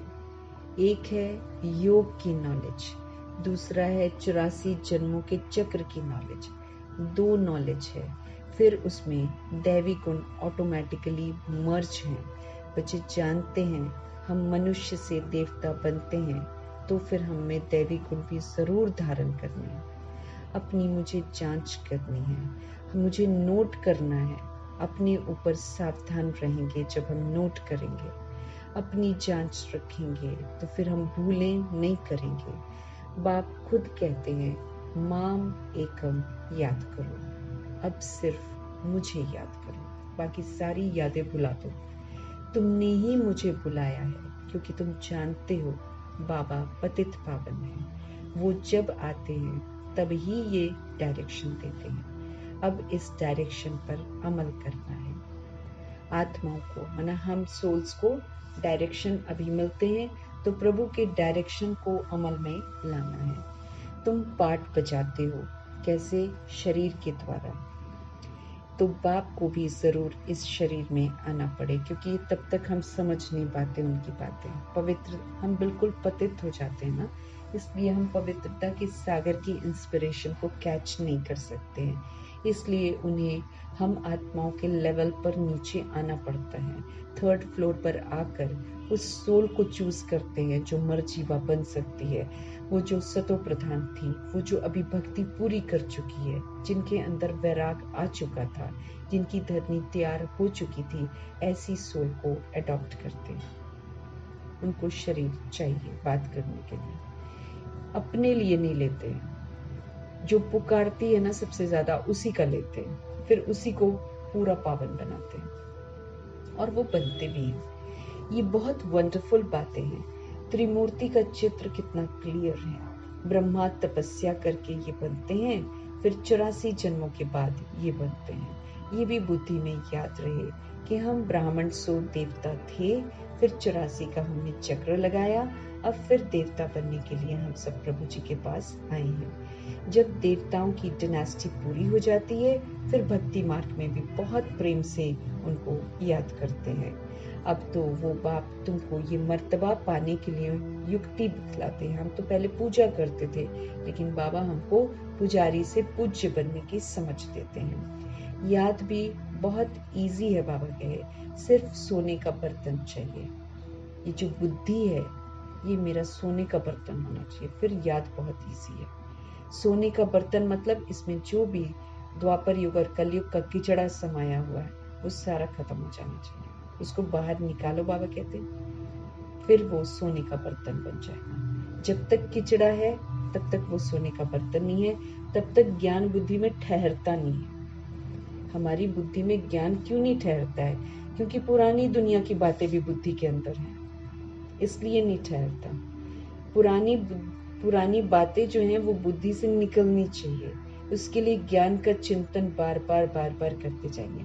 जब जो चीज का हम चिंतन बार बार करते जाएंगे, शुभ चिंतक बनकर शुभ शुभ शुभ शुभ सोचते जाएंगे, तो फिर अपने आप ये जो बुद्धि में किचड़ा है ये बाहर निकलता जाएगा। क्योंकि अभी किचड़ा भरा पड़ा था जब बाबा आते हैं, लेकिन उसमें हम जैसे ब्रह्मा बनकर स्थापना करने का मतलब क्या है?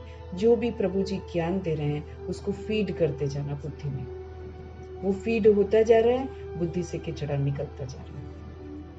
फिर क्या बन जाती है बुद्धि? सोने का बर्तन बन जाती है। फिर जो पड़ा है वो टिक जाता है बुद्धि में। जितना हम पुरुषार्थ करेंगे उतनी पॉइंट्स इमर्ज होंगे। बार बार मनन चिंतन कर रहे हैं हम बाबा के पॉइंट्स का, वो करते करते वो पॉइंट्स मेरे में इमर्ज होंगे। इसलिए पढ़ना बहुत जरूरी है। एक बार मुरली पढ़ने से नहीं होता है। मुरली पढ़ रहे हैं, सुन रहे हैं, बार बार पढ़ रहे हैं, बार बार सुन रहे हैं, वो पॉइंट्स इमर्ज होती जाएंगे। ज्ञान भी अच्छा सुनाते रहेंगे, समझेंगे जैसे कि बाबा हमारे में प्रवेश कर मुरली चला रहे हैं, वही हमको समझ देते हैं। वो हमारा बुद्धि का ताला खोलते हैं, तो बुद्धि से वो समझ में आना शुरू होता है। जब हम पढ़ते हैं बाबा से, जब बाबा को सामने रखते हैं, तो बाबा हमको वो समझाते हैं। ऐसे सरसरी तौर पर पढ़ते हैं ना तो समझ में नहीं आता है, लेकिन उनको जब हम मौजूद करते हैं तो उनकी गहराइयां प्रभु जी हमारा बुद्धि का ताला खोलते हैं। तो जितना हम पुरुषार्थ करेंगे उतनी पॉइंट्स इमर्ज होंगी। ज्ञान भी फिर अच्छा सुनाते रहेंगे, समझेंगे जैसे कि बाबा हमारे में प्रवेश कर मुरली चला रहे हैं। बाबा बहुत मदद करते हैं। औरों का भी तो कल्याण करना है ना, अपना भी करना है, सोल्स का भी करना है। वो भी ड्रामा में नूंद है। 1 सेकंड ना मिले दूसरे से, टाइम पास होता जाता है। इतने वर्ष, इतने मास कैसे पास होते हैं? शुरू से लेकर टाइम पास होता आया है।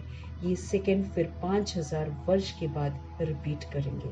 जो भी हमारी जिंदगी में गुजर रहा है वो 5000 वर्ष के बाद आएगा। इसलिए बाबा कहते हैं जो बीत गया उसको चिंतन मत करो। उसको चिंतन करते हैं तो हम उसको बार बार जी रहे हैं, बार बार अपनी जिंदगी में दाग लगा रहे हैं। बाबा ने कहा जो हुआ कल्याणकारी हुआ। उसमें जो कल्याण है ना, उसको जैसे बाबा ने उस दिन हमको बोला, समाओ। समाने की शक्ति नहीं है। समाना मतलब फिर उसको भूल जाना। इसलिए बाबा हमको बोलते हैं कोई भी नेगेटिव जिंदगी में तुम्हारे हुआ है उसको पॉजिटिव में चेंज करके फिर उसको समाओ। नेगेटिव को समाते हैं तो वो नेगेटिव फिर से इमर्ज हो जाता है। फिर से कोई पुरानी बात होती है तो फिर से इमर्ज हो जाता है। लेकिन बाबा कहते हैं जो भी जिंदगी में तुम्हारे नेगेटिव हुआ है उसको पॉजिटिव में चेंज करके फिर उसको फिनिश करो। पॉजिटिव मतलब बाबा कहते हैं जो भी नकारात्मक हुआ है उसमें सकारात्मक जरूर समाया हुआ है, उसमें कल्याण जरूर है। वो दिख रहा है मेरे को। सपोज करो कोई भी हमको धोखा भी देता है, हमारा फिर बुद्धि का योग उससे नहीं तो हम उस पर डिपेंडेंट हो जाते हैं। तो जब वो हमको धोखा देता है तो वो मेरी बुद्धि से निकलता है तो कल्याणकारी है ना, अच्छा हुआ ना बुद्धि से निकला, तो बुद्धि फिर प्रभु की तरफ एकाग्र होती है। ऐसे कोई भी सोल हमारी जिंदगी में कुछ करते हैं, बुरा भी करते हैं, तो कई एक सोल्स हमें विकार में जाने से बचा देते हैं। सपोज करो कोई हम लोग को बीमार कर दे, चाहे कुछ भी कर दे है ना, तो फिर हम विकारों में नहीं जाते क्योंकि शरीर कष्टदायक होता है। तो उसका जो दुख देना है वो मेरे लिए कल्याणकारी हो गया। हम विकार से बच गए, हम प्रभु के साथ जुड़ गए। और बहुत सारी सोल्स जो हमारे साथ बुरा करती हैं वो एक्चुअली हमको प्रभु से जोड़ती हैं। तो जो प्रभु से जोड़ दिया वो तो उच्चतम काम किया। तो वो जो उन्होंने बुरा किया वो तो छोटी सी चीज है, लेकिन बड़ी प्राप्ति प्रभु के साथ मिल गए, प्रभु के बन गए, प्रभु की पालना में पल रहे हैं, अपना उच्च भाग बना रहे हैं। तो हमें तो उस सोल का धन्यवाद करना चाहिए जिसने हमारा बुरा किया। नहीं तो भगवान के तो हम कभी बनते ही ना। हम तो रिश्तेदारी अगर हमारे साथ अच्छा व्यवहार करती है हम तो रिश्तों में ही घुले मिले रहते हैं, फिर उन्हीं को याद करते रहेंगे, उन्हें वो तो हम दुर्गति को पा रहे होते हैं। लेकिन कोई बुरा करता है तभी तो हम प्रभु से जुड़ते हैं। तो बाबा कहते हैं इस तरीके से जो बुराई है ना, जो नेगेटिव है, उसको पॉजिटिव में कन्वर्ट करो कि इससे मेरे को लाभ क्या हुआ। बस उसको पॉजिटिव में चेंज करके फिर सदा के लिए समा दो। तो बाबा कहते हैं नेगेटिव इमर्ज नहीं होगा, हर नेगेटिव में पॉजिटिव समाया हुआ है। और प्रभु से जुड़ जाना कम बात है क्या? इसलिए बाबा कहते हैं जो भी अभी जिंदगी में होता है, कोई भी सीन जो पास होता है वो 5000 वर्ष के बाद फिर से आएगा। भूल जाओ उसको। क्यों जी रहे हो उसको? क्यों बार बार सोच रहे हो? क्यों अपने पर दाग पे दाग लगाकर प्रभु की अवज्ञा करके कमजोर बनकर अपने भाग्य को खराब कर रहे हो? अभी तो भाग्य बनाने की वेला है, प्रभु के साथ जीने की वेला है। उसका पास्ट को सोचने की वेला थोड़ी है। वो तो हम फिर से जी रहे हैं। फिर से जीना मतलब अपने पर दाग दाग दाग दाग दाग लगाना, अपना ही भाग्य खराब करना। वो फिर हम मैनिफेस्ट करते हैं ना, क्योंकि फिर जो हम सोचते हैं ना वो सोच फिर हम उस सोल तक पहुंचाते हैं। वो सोल फिर और ज्यादा करती है उल्टा काम। अभी तो शुभ भावना शुभ कामना से सब कुछ खत्म कर देना, बिंदी लगाकर खत्म करना। तो भगवान कहते हैं ये जो सेकंड है ना, ये फिर 5000 वर्ष बाद रिपीट करेंगे। ये भी अच्छी रीति समझना है और बाप को याद करना, छोड़ देना बाकी सारी बातों को। जो हुआ खत्म। ब्रह्मा जी ऐसे ही तो करते थे, गंदी से गंदी बात फुल स्टॉप, गंदी से गंदी बात फुल स्टॉप, और दुआएं फुल स्टॉप, दुआएं फुल स्टॉप, दुआएं। नंबर देखो कितना आगे ले गए। महाराजन, विश्व महाराजन बन गए।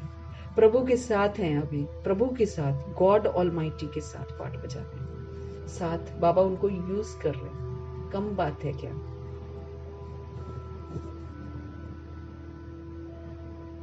बाप को याद करना है जिससे मेरे विक्रम विनाश हो।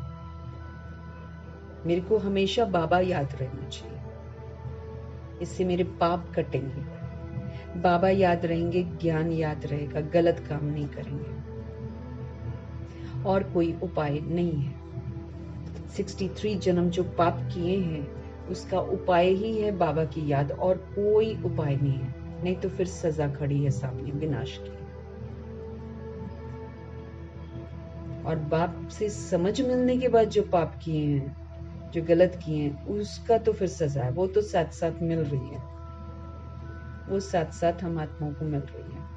खुशी गायब हो गई है, धारणा नहीं हो रही है, कैसे दिन बीत रहे हैं, उससे पता चल जाता है कि सजा मिल रही है। वरना तो भगवान का बनकर हमको सदा हर्षित रहना है, खुश रहना है, ऑलवेज हैप्पी, खुशियां बांटनी है। हम हैप्पी नहीं है, चेहरे पर सारा दिन मुस्कुराहट नहीं है, मना सजा खा रहे हैं, किसकी? गलत काम करने की। और पुराना जो 63 जन्म का है वो मेरे को समझनी थी, इसलिए याद से चुकतो करने का मौका है। अगर हम कामयाब नहीं होते हैं तो फिर धर्मराजपुरी में सजा खाकर चुकतो करेंगे, करना तो पड़ेगा, उसके बिना वापस घर नहीं जा सकते। मीठे परमात्मा, समझते रहे, और कोई उपाय नहीं है। इतना समय जो कुछ करते आए हो वो सब थी भक्ति। कहते भी हैं भक्ति का फल भगवान देंगे। क्या फल देंगे भगवान? लोग भक्ति करते हैं, बच्चा दे दो, ये दे दो, वो दे दो, पैसा दे दो। वो तो बाबा कहते हैं अपने कर्म करते हैं, अपने बोलते हैं, अपने प्राप्त करते हैं।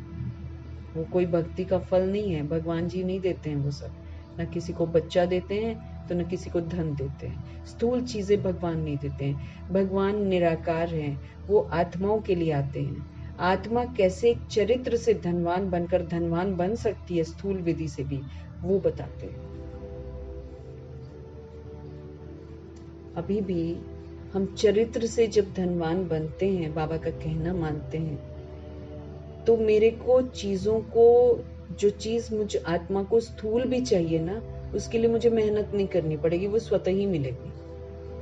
क्योंकि पवित्रता का सहयोग दे रहे हैं ना, तो ये प्रकृति कहीं ना कहीं से मेरे को अच्छी वाली चीज जो है ना वही प्रोवाइड कर देगी, बशर्ते मैं ऑनेस्ट हूं तब। जैसे दादियां, ब्रह्मा जी तो थे, उनको तो वो तो अलग से एग्जाम्पल है एकदम, उनके जैसा तो कोई है नहीं।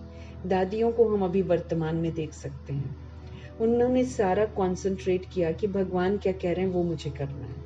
उन्होंने कोई फिक्र नहीं करी कि हमें कपड़े कहाँ से मिलेंगे, हमें खाना कहाँ से मिलेगा, जिंदगी कैसे चलेगी। उन लोगों ने एक भी रुपया यज्ञ का अपने पास नहीं रखा है।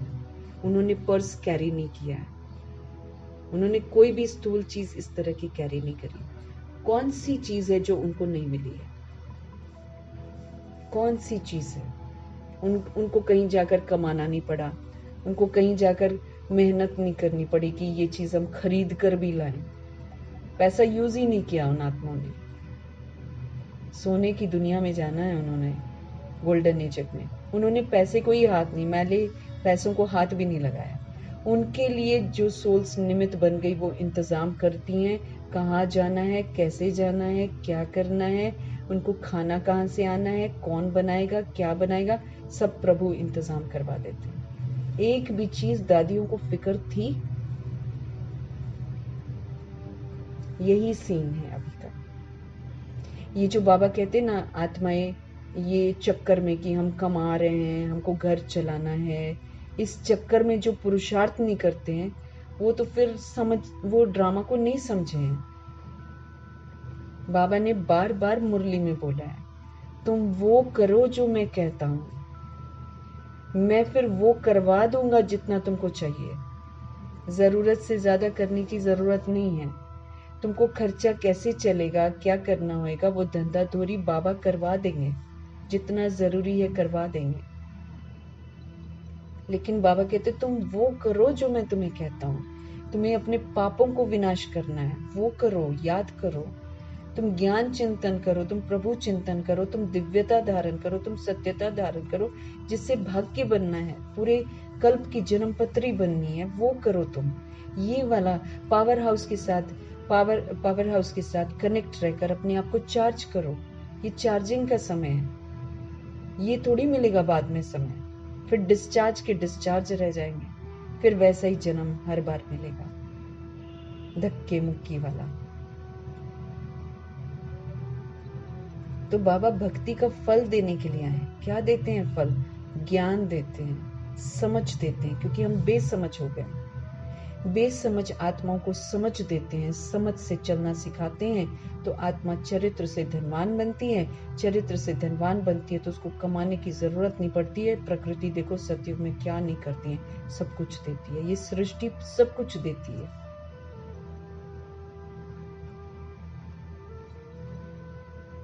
तो भक्ति का फल भगवान देंगे। क्या फल देंगे, कब और कैसे देते हैं, कुछ भी पता नहीं है। लोग सोचते हैं मेरे पास दौलत ज्यादा है, कहेंगे भगवान ने मेरे को दी है, ऐसे बोलते हैं। कर्म आपने कुछ किए हुए हैं जिससे मिल रही है। जरूरत के समय माना क्या किया होगा, स्कूल खोला होगा, कोई हॉस्पिटल खोला होगा, कभी किसी चीज कोई किया होगा कहीं पर सहयोग, जिसकी प्राप्ति आपको हो रही है। कर्मों की प्राप्ति है वो। भगवान थोड़ी किसी को अमीर बना देगा, किसी को गरीब बनाएगा क्या, किसी को पैसा दे देगा, किसी को नहीं देगा क्या। बाबा स्थूल चीजें नहीं देते। बाबा आत्मा को जो चाहिए, जिससे वो काबिल बने और काबिलियत से उसको सब कुछ सृष्टि से मिले, ऐसा बनाते हैं कि तुम काबिल बनो, तुम्हें कुछ कमाने की जरूरत नहीं पड़ेगी, सृष्टि तुम्हें सब कुछ देगी।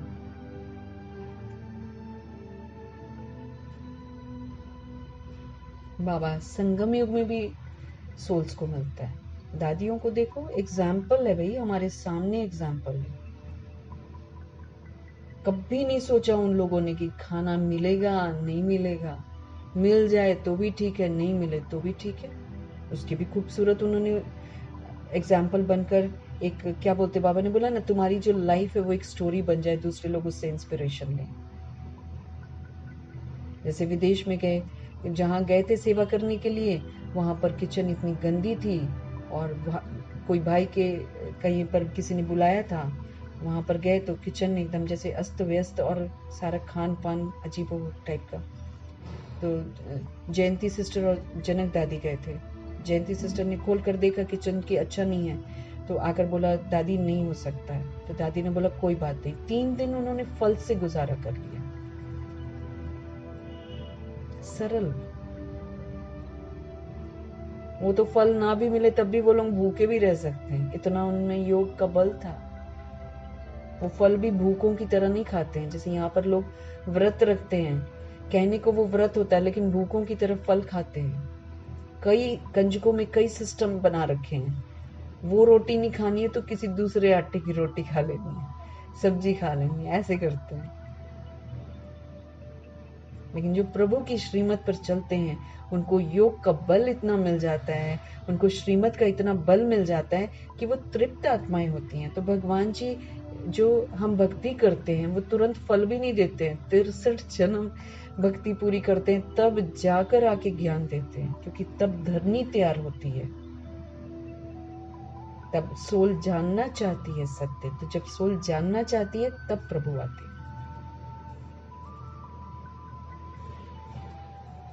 बाप जब फल देने के लिए आवे तब तो लेने वाले और देने वाले इकट्ठे हों। ड्रामा का पार्ट आगे चलता जाता है। सारे ड्रामा में अभी ये है अंतिम लाइफ। हो सकता है कोई शरीर भी छोड़ दे, और कोई पार्ट बजाना है तो जन्म भी ले सकते। जैसे प्रकाश मणि दादी जी को लेना पड़ा, कुछ श्रेष्ठ कार्य करने के लिए। बाबा ने बोला था तुम्हारा कुछ विशेष कर्तव्य है जिसके लिए तुमको एक शरीर लेना पड़ेगा। तो बाबा कह रहे हैं यूं तो ये अंतिम लाइफ है, हो सकता है किसी को कोई शरीर भी छोड़ दे, और कोई पार्ट बजाना है तो जन्म भी ले सकते हैं। किसका बहुत हिसाब किताब होगा तो जन्म भी ले सकते हैं। और बाकी जो गंदे वाले जन्म जो हो जाते हैं, विकारी वाले है ना, उनका तो वैसा वाला जन्म नहीं हुआ था, उनका तो शक्तिशाली, उनके तो जो भक्ति भावना वाले शरीर के माता पिता हैं, वो तो कोई विशेष पार्ट बजाने के लिए प्रकाश मणि दादी गई हुई है। तो किसका बहुत हिसाब किताब होगा। बाकी जितने भी सोल्स हैं इधर, जो पाप आत्मा ज्यादा बन गए हैं, उनका फिर बहुत हिसाब किताब होगा, तो उनको फिर गर्भ जेल में बार बार जाना पड़ेगा, जन्म भी ले सकते हैं। किसके बहुत पाप होंगे तो घड़ी घड़ी एक जन्म लेकर फिर दूसरा तीसरा जन्म लेते छोड़ते रहेंगे। कई लोग होते हैं ना, बच्चे पैदा होते फिर मर जाते हैं, ये एक्चुअली उनका सोल का हिसाब किताब होता है। जो पैदा कर रही है उसका भी हिसाब किताब होता है, और जो पैदा हो रहा है उसका भी हिसाब किताब होता है। वो एक बार सजा खाकर निकलता है, मर जाता है, फिर दूसरी बार फिर से, फिर तीसरी बार फिर से। ये सारा जो बैड कर्माज है ना, उसका हिसाब किताब होता है। गर्भ में गया, दुख भोगा, क्योंकि गर्भ जेल तो है, दुख है उसमें। गर्भ में गया, दुख भोगा, फिर शरीर छोड़ा, फिर दूसरा लिया। काशी कलवट में भी ये हालत होती है। उसमें जो कुएं में कूद जाते हैं, त्रिशूल होता है, उस त्रिशूल के ऊपर आकर गिरते हैं, लहू लुहान हो जाते हैं, वो काशी कलवट भी खाते हैं। तो पाप सिर पर बहुत है ना, योग बल तो है नहीं। अब जब योग का बल हो तो योग से कटे। जो पाप बहुत करते हैं फिर उनको बार बार गर्भ जेल में जाना पड़ता है। बाबा कहे योग बल तो है नहीं, काशी कलवट खाना ये है अपने शरीर का घात करना। उससे क्या होता है? शरीर का घात होता है, आत्मा थोड़ी मरती है।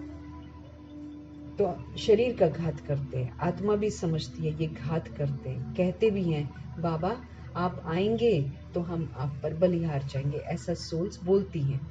बाकी भक्ति मार्ग में बलि चढ़ जाते हैं, वो भक्ति हो जाती है।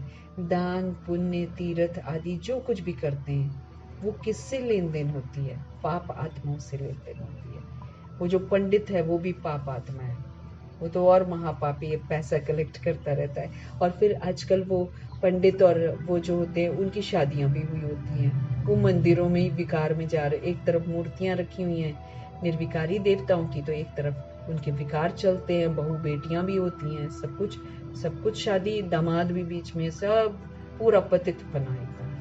उनको दान पुण्य करते हैं, तो पतित आत्मा से लेन देन करती है, तो क्या वो दान थोड़ी कहलाता है? पाप आत्माओं से लेन देन होता है। रावण राज्य है ना, बाप कहते हैं खबरदारी से लेन देन करना। पहले तो हम लोग दे देते थे इधर उधर, लेकिन बहुत एक बार ऐसा देखा है कि सामने वो रो रो कर मांग रहा होता है, थोड़ी देर बाद देखो लंगड़ा रहा होगा, थोड़ी देर बाद देखो तो कहीं और एकदम खुशी खुशी चल रहा होता है। तो झूठ खंड है ना, झूठ बोल बोल कर भी पैसा कमाते हैं। और फिर आजकल तो ये बिजनेस भी हो गया है। आप अचानक देखेंगे मेट्रो के बाहर किसी को बिठाया रहता है, और अचानक थोड़ी देर बाद देखेंगे जब उसके पास पैसा कलेक्शन होता है तो वो वहां से गायब होता है, वो चल नहीं पाता है, लंगड़ा होता है। कौन आकर उसको बिठा कर जाता है, कौन उसको गाड़ी में लेकर जाता है, ये भी एक ग्रुप बने हुए हैं जो इस विधि से पैसा कमाते हैं। झूठ खंड है ये, पाप आत्माओं से लेन देन होती है। हमें नहीं मालूम कि हमने जो पैसा दिया है उससे सोल क्या कर रही है। ऐसे तो भगवे कपड़े पहने होते हैं, वैसे आप उनको कहीं पर साइड पर देखो तो वो बीड़ी सिगरेट पी रहे होते हैं। तो फिर अगर हमने पैसा दिया, उसने बीड़ी सिगरेट पिया, तो वायुमंडल को दूषित किया, तो वो तो पाप कर रहा है। तो फिर वो उसका आधा भागीदारी हमारी हो जाती है, क्योंकि हमने पैसा दिया। इसलिए बाबा हम आत्माओं को समझ देते हैं कि लेन देन बड़ा खबरदारी से करना है। यूँ तो करना ही नहीं है, अब नया हिसाब किताब नहीं बनाना किसी के साथ। कहाँ कोई खराब काम में लगा लेते हैं पैसे तो सिर पर बोझा चढ़ जाएगा।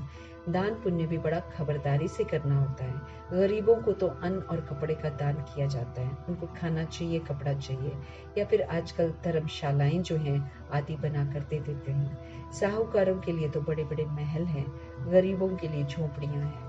वो तो गंदे नाले के आगे रहे हुए हैं, उस कीचड़े की खाद बनती है जो बिकती है, जिस पर फिर खेती आदि होती है। देखो ना, कुल मिलाकर जो गंदगी हम फैलाते हैं वही गंदगी रिटर्न होकर हम लोग के पास आती है। हम लोगों ने गंदा कर दिया ना सृष्टि को। अब देखो बाबा क्या बोल रहे हैं कि गरीब जो होते हैं वो झोपड़ियों में रहते हैं, गंदे नाले के आगे रहते हैं, है ना, उस कीचड़े की खाद बन जाती है, और फिर जो बिकती है, फिर जिस पर फिर खेती आदि होती है। सतयुग में तो ऐसे कीचड़े आदि नहीं होंगे। अब पहाड़ बने हुए हैं यहाँ पर, कूड़े के जो पहाड़ है, आप दूर से देखेंगे तो आपको लगेगा कि वो पहाड़ है, बाद में पता चलता है वो कूड़ा है। कूड़ा बने जा रहा है, तो वो कूड़े का जमा होते जा रहा है, तो क्या कूड़े की तो फिर खाद बन रही है। उसी को फिर गवर्नमेंट क्या कर रही है? बिछा रही है उसको, जहां जहां खाली स्थान है वहां पर बिछा रही है कूड़े को। क्या करेगी? जो कूड़े का पहाड़ है उसको तोड़ रहे हैं, हम तोड़ के उसका पता नहीं वो बोलते हैं कि पॉलिथीन का कपड़ा बनाते हैं और बाकी सारे खाद में यूज करते, क्या करते खुद आ जाने क्या करते। लेकिन बाबा वही बोल रहे हैं, ये किचड़ा जो गंदे नाला है उसके आगे रहे हुए हैं, किचड़ा होता है, उसी किचड़ा माना कूड़ा करकट सब कुछ होता है, उसी से खाद बनती है, वही फिर बिकती है, उसी से फिर खेती आदि होती है। फिर हम क्या खा रहे हैं ना, हम गंद ही तो खाते हैं। इसीलिए बाबा कहते हैं ना, यहाँ की चीजों में शक्ति नहीं है। लोग सोचते हैं कि कलयुग का ये खाएं, ये खाएं, ये खाएं, लेकिन किसी में भी सार नहीं है। बाबा कहते हैं ताकत नहीं है। अब कल राठी बना दिया है जमीन को, इतना खा खा के, बढ़ा बढ़ा के। इसीलिए बाबा बोलते हैं याद में खाओ तो ताकत आए। और इसीलिए हमको बोलते हैं कि ज्यादा चीजें खाने की ख्वाहिश मत रखो, क्योंकि जितना हम ज्यादा खाने की ख्वाहिश रख रहे हैं उतना ही वो चीज गंदे तरीके से बनाई जा रही है। जिस चीज की बहुत मांग हो रही है वो चीज सबसे ज्यादा पॉइजनस है। अब भगवान तो हमको ये समझ देते हैं, इसीलिए वो बोलते हैं सादा खाओ, ताजा खाओ, मेरी याद में खाओ तो ताकत मैं डाल दूंगा। बाकी ताकत है नहीं इस दुनिया में। अब कीचड़े से बन रहा है सारा कुछ। वो कूड़ा, बिल्डिंगें बनी हुई हैं इधर उधर और बीच में कूड़े का मैदान बना हुआ है सब जगह। कहाँ जाएगा कूड़ा? इसीलिए तो हमें विस्तार नहीं करना है, हमें ज्यादा कलेक्शन नहीं करना है। हमको 2-3 कपड़े में चल रहा है तो 2-3 कपड़े में ही चलाना है। जितना हम सामान इकट्ठा कर रहे हैं उतना सफाई जितना सृष्टि करेगी उतना हमको कष्ट होएगा ही होएगा, क्योंकि मैंने ज्यादा कूड़ा इकट्ठा किया है।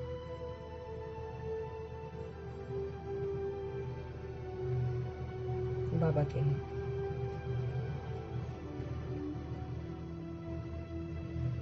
सतयुग में तो ऐसे कीचड़े आदि पर खेती नहीं होती है, वहां तो नई वाली मिट्टी होती है, उसका नाम ही है पैराडाइज।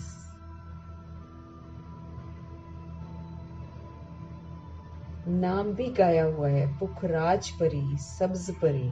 रतन है ना, सोल्स जब बनती हैं, सोल्स बनती हैं ऐसे, कोई पुखराज बनती है, कोई नीलम बनती है, कोई सब्ज परी बनती है, कोई माणिक बनती है। ये उसकी विशेषताओं के अनुसार उसको नाम मिलते हैं। दुनिया में फिर उसके पत्थर बना देते हैं। यहाँ पर आत्मा रतन बनती है, वो फिर स्थूल पत्थरों को रतन बनाकर वो पहनते हैं और सोचते हैं कि हमारी ग्रहचारी दूर हो जाएगी, हमारे काम बन जाएंगे। ऐसा नहीं होता है। पत्थर पहनकर अगर काम बनने शुरू हो जाएं तो सारी दुनिया पत्थर ही ना पहन ले। और सबसे बड़ा झूठ तो ये है कि पत्थर नहीं मिलते हैं तो वो जो बंदा बेचता है वो कहता है इसका डुप्लीकेट पहन सकते हैं। वो कुछ भी ऑर्डिनरी सा बना देता है और उसका भी पैसा कमाता है। आत्माएं अंधविश्वास में, पत्थर बुद्धि होती है ना, बेसमझ होती हैं, वो उस नकली वाले को भी पहनकर सोचती है मेरा काम बन जाए। ऐसे अनेक होंगे जो पत्थर पहनते तो भी उनके काम नहीं बनते। कोई कितनी सेवा करते हैं, कोई कितनी करते हैं, कोई कहते हैं हम सर्विस नहीं कर सकते हैं। बाबा के रतन भी तो सभी हैं, परंतु उनमें भी नंबरवार पुरुषार्थ अनुसार है जो फिर पूजे जाते हैं। पूजा होती है किसकी? देवताओं की। भक्ति मार्ग में अनेक पूजाएं होती हैं, वो सब ड्रामा में नूंद है जिसको देखकर मजा आता है। हम एक्टर्स हैं ना, इस समय तुमको नॉलेज मिलती है, सारी समझ मिलती है, तुम बहुत खुश होते हो। जानते हो भक्ति का भी पाठ है, भक्ति में भी बड़े खुश होते हैं। गुरु ने कहा माला फेरो, बस उसी खुशी में फेरते ही रहते हैं। समझ कुछ भी नहीं है। ऐसे करते हैं, नीचे ना बोलते भी नहीं है, ऐसे नीचे मनी मन माला फेर रहे होते हैं, सामने सीरियल चल रहा होता है। सीरियल मिस नहीं होना चाहिए, मूवी मिस नहीं होनी चाहिए। मूवी सीरियल चल रहा है, इधर नीचे ये माला फेर रही है। तो उनसे बोलो कि ये आप क्या कर रहे हो, वो भी देख रहे होगे। नहीं, वो मुंह चलता रहेगा, मुंह से बोलते जाओ और देखते जाओ कुछ कुछ और। तो ये जो है ना, ऐसी चीजें जब देखते हैं बेसमझी की जो हम सब करते थे, तो बाबा कहते हैं खुशी में फिरते ही रहते, समझ कुछ भी नहीं होते कि माला क्या है, हम क्या बोल रहे हैं, वाहे गुरु कौन है तो राम राम कौन है, कुछ नहीं मालूम। शिव निराकार हैं। उनको भला दूध पानी आदि क्यों चढ़ाते हैं? वो तो निराकार है। उनका यादगार बना दिया बड़ा वाला शिवलिंग, और फिर उस पर दूध डालते हैं, पानी डालते हैं, दूध पानी को मिक्स करके डालते हैं। कितना ना दूध बहा देते हैं वो शिवरात्रि वाले दिन। मूर्तियों को भोग लगाते हैं, वो कोई खाती थोड़ी है। भक्ति का विस्तार कितना बड़ा है। भक्ति है झाड़ और ज्ञान है बीज। रचता और रचना को सिवाय तुम बच्चों के और कोई भी नहीं जानता। कोई कोई बच्चे तो अपनी हड्डियां भी इस सर्विस में स्वाहा करने वाले, जैसे प्रजापिता ब्रह्मा जी, उनके जैसा तो हड्डी सेवा कोई नहीं करता भाई। वो तो नींद में भी सेवा, 2 घंटा जागे, चाहे रात रात भर जाग गए, और मैंने 2 घंटा सोए और रात रात भर जाग गई वो सोल, और सारा दिन वो व्यस्त है, सारा दिन, क्योंकि उनको फिक्र रहती थी आत्माओं को वहां भेजना है, वहां सेवा के लिए भेजना है, वहां प्रभु का संदेश भेजना है। 2 बजे तो वो उठकर लिखते थे मुरली, क्योंकि बाबा आ जाते थे और बाबा लिखवाते थे। कभी तबीयत खराब हो गई, नहीं बोल पाए, तो बाबा मुरलियां लिखवाते थे। बाबा कितना स्पष्टीकरण करते थे, फिर ब्रह्मा जी बैठकर उसका मंथन भी करते थे। सारी उन्होंने हड्डी हड्डी सफल करी प्रभु जी के यज्ञ में, हड्डी हड्डी। तो मीठे बाबा बोलते हैं, कोई कोई बच्चे तो अपनी हड्डियां भी इस सर्विस में स्वाहा करने वाले हैं। तुमको कोई कहते हैं ये तुम्हारी कल्पना है। अरे ये तो वर्ल्ड की हिस्ट्री ज्योग्राफी रिपीट होती, कल्पना समझ लेते हैं। शास्त्र का झूठ सत्य समझते हैं, और प्रभु जी जो सच्चाई बताते हैं उसको कहते हैं ये काल्पनिक है। मीठे मीठे परमात्मा कहते हैं ये तो वर्ल्ड की हिस्ट्री ज्योग्राफी रिपीट होती है, कल्पना रिपीट थोड़ी होती है कभी। बाबा कहे ये तो नॉलेज है, ये है नई बातें नई दुनिया के लिए। भगवान वाच, भगवान भी नया, उनके महावाक्य भी नए। वो कहते हैं कृष्ण भगवान वाच, तुम कहते हो शिव भगवान वाच। हर एक की अपनी अपनी बातें हैं, एक ना मिले दूसरे से। ये ईश्वरीय पढ़ाई है, हम सब स्कूल में पढ़ते हैं। कल्पना की तो यहाँ बात ही नहीं है। बाप हमारा ज्ञान का सागर है, बाबा हमारा नॉलेजफुल है। जबकि ऋषि मुनि भी कहते हैं हम रचता रचना को नहीं जानते। वो फिर भी सच बोलते थे। बाबा कहे द्वापर युग के ऋषि मुनि फिर भी सच बोलते थे। वो कहते थे ना तो हम रचता को जानते हैं, ना हम रचना को जानते हैं। लेकिन अब की सोल्स जो हैं वो बोलती हैं तुम्हारे में भी भगवान है, तो मेरे में भी भगवान है, तो कण कण में भगवान है। शिवो हम हैं, हम ऐसा बोलते हैं, हम ही तो शिव हैं। इतनी जुर्रत करते हैं बोलने की, और जा रहे हैं विकार में। इसलिए जो है ये विनाश बड़ा भयानक होगा, क्योंकि भगवान को भी कामी क्रोधी बना दिया। शिव और शंकर को मिलाकर दोनों को कामी क्रोधी बना दिया, जबकि शंकर जो है वो तो निर्विकारी अवस्था का पुरुषार्थ है, और निराकार परमपिता परमात्मा तो इस चक्र में ही नहीं आते हैं, विकारों के चक्र में। लेकिन ऊंचे ते ऊंची हस्ती को और फिर ऊंचे ते ऊंचे पुरुषार्थ के लेवल को, दोनों को बदनाम कर देते हैं शिव शंकर कहकर। तो अब के लोग जो हैं वो ज्यादा पाप आत्माओं के, ऋषि मुनि तो चलो फिर भी कहते थे हम भगवान को नहीं जानते। उन्हों को ये नॉलेज कहाँ से मिले, जबकि आदि सनातन देवी देवता ही नहीं जानते हैं। जो देव कुल की आत्माएं वही भूल जाती हैं, तो ऋषि मुनि क्या जानेंगे। जिन्होंने जाना उन्होंने मर्तबा पाया है, जिन्होंने अभी प्रभु को जाना है उन्होंने मर्तबा पाया है।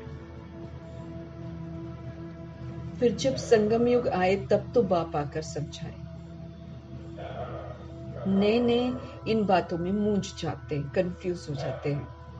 कहते हैं बस तुम इतने थोड़े ही राइट हो, बाकी सब झूठे हैं। नए नए जो सोल्स आती है ना, वो इन बातों को जब सुनती हैं तो मूंझ जाती हैं, कंफ्यूज हो जाती हैं। कहते हैं बस तुम इतने थोड़े ही राइट हो, बाकी सब जितने हैं झूठे हैं। तुम समझाते हो गीता जो माई बाप है उसे ही खंडन कर दिया है। क्यों? उसमें भगवान की जगह कृष्ण का नाम डाल दिया है। बाकी सब तो रचना है, उनसे तो वर्षा मिल नहीं सकता है। वेदों शास्त्रों में रचता और रचना की नॉलेज तो हो ही नहीं सकती है। वेदों में और शास्त्रों में रचता और रचना की नॉलेज हो न सके। पहले तो बताओ कि वेदों से कौन सा धर्म स्थापन हुआ है। बाबा कहे पूछो उनसे। धर्म तो है ही चार, हर एक धर्म का धर्म शास्त्र एक ही होता है। बाप ब्राह्मण कुल स्थापन करते हैं, ब्राह्मण ही फिर सूर्यवंशी चंद्रवंशी कुल में अपना मर्तबा पाते हैं। बाबा कहे बाप ब्राह्मण कुल जो है वो स्थापन करते हैं, पवित्रता की प्रतिज्ञा करवाते हैं, ईश्वरीय मर्यादाएं कायम करते हैं। फिर ब्राह्मण कुल जो स्थापन होता है वो ब्राह्मण जो हैं वो फिर श्रीमत पर चलकर सूर्यवंशी चंद्रवंशी कुल में अपना मर्तबा पाते हैं। बाप आकर तुमको सम्मुख समझाते हैं, किसके द्वारा? ब्रह्मा जी के रथ के द्वारा। शरीर रूपी रथ तो जरूर चाहिए, आत्मा निराकार है ना, फिर कैसे उनकी बात को हम समझेंगे? उनको साकार शरीर मिलता है, आत्मा क्या चीज है उनको ही नहीं जानते, तो फिर बाप को फिर कैसे जानेंगे? इसलिए बाबा शरीर लेकर हम आत्माओं को समझ देते हैं कि आत्मा कौन है और परमात्मा कौन है। राइट तो बाप ही सुनाते हैं ना, बाकी सब अनराइटियस है इस दुनिया में, सब गलत सुनाते हैं जिससे फायदा कुछ भी नहीं है। माला किसकी सिमरते हैं कुछ पता नहीं, बाप को ही नहीं जानते हैं। बाप खुद आकर अपना परिचय देते हैं। ज्ञान से सद्गति होती है, इसी से हमारी अच्छी गति होती है, हम अच्छे बनते हैं। आधा कल्प ज्ञान, आधा कल्प भक्ति। भक्ति शुरू होती है रावण के राज्य से, भक्ति से सीढ़ी उतरते उतरते हम सब तमो प्रधान बन पड़े हैं।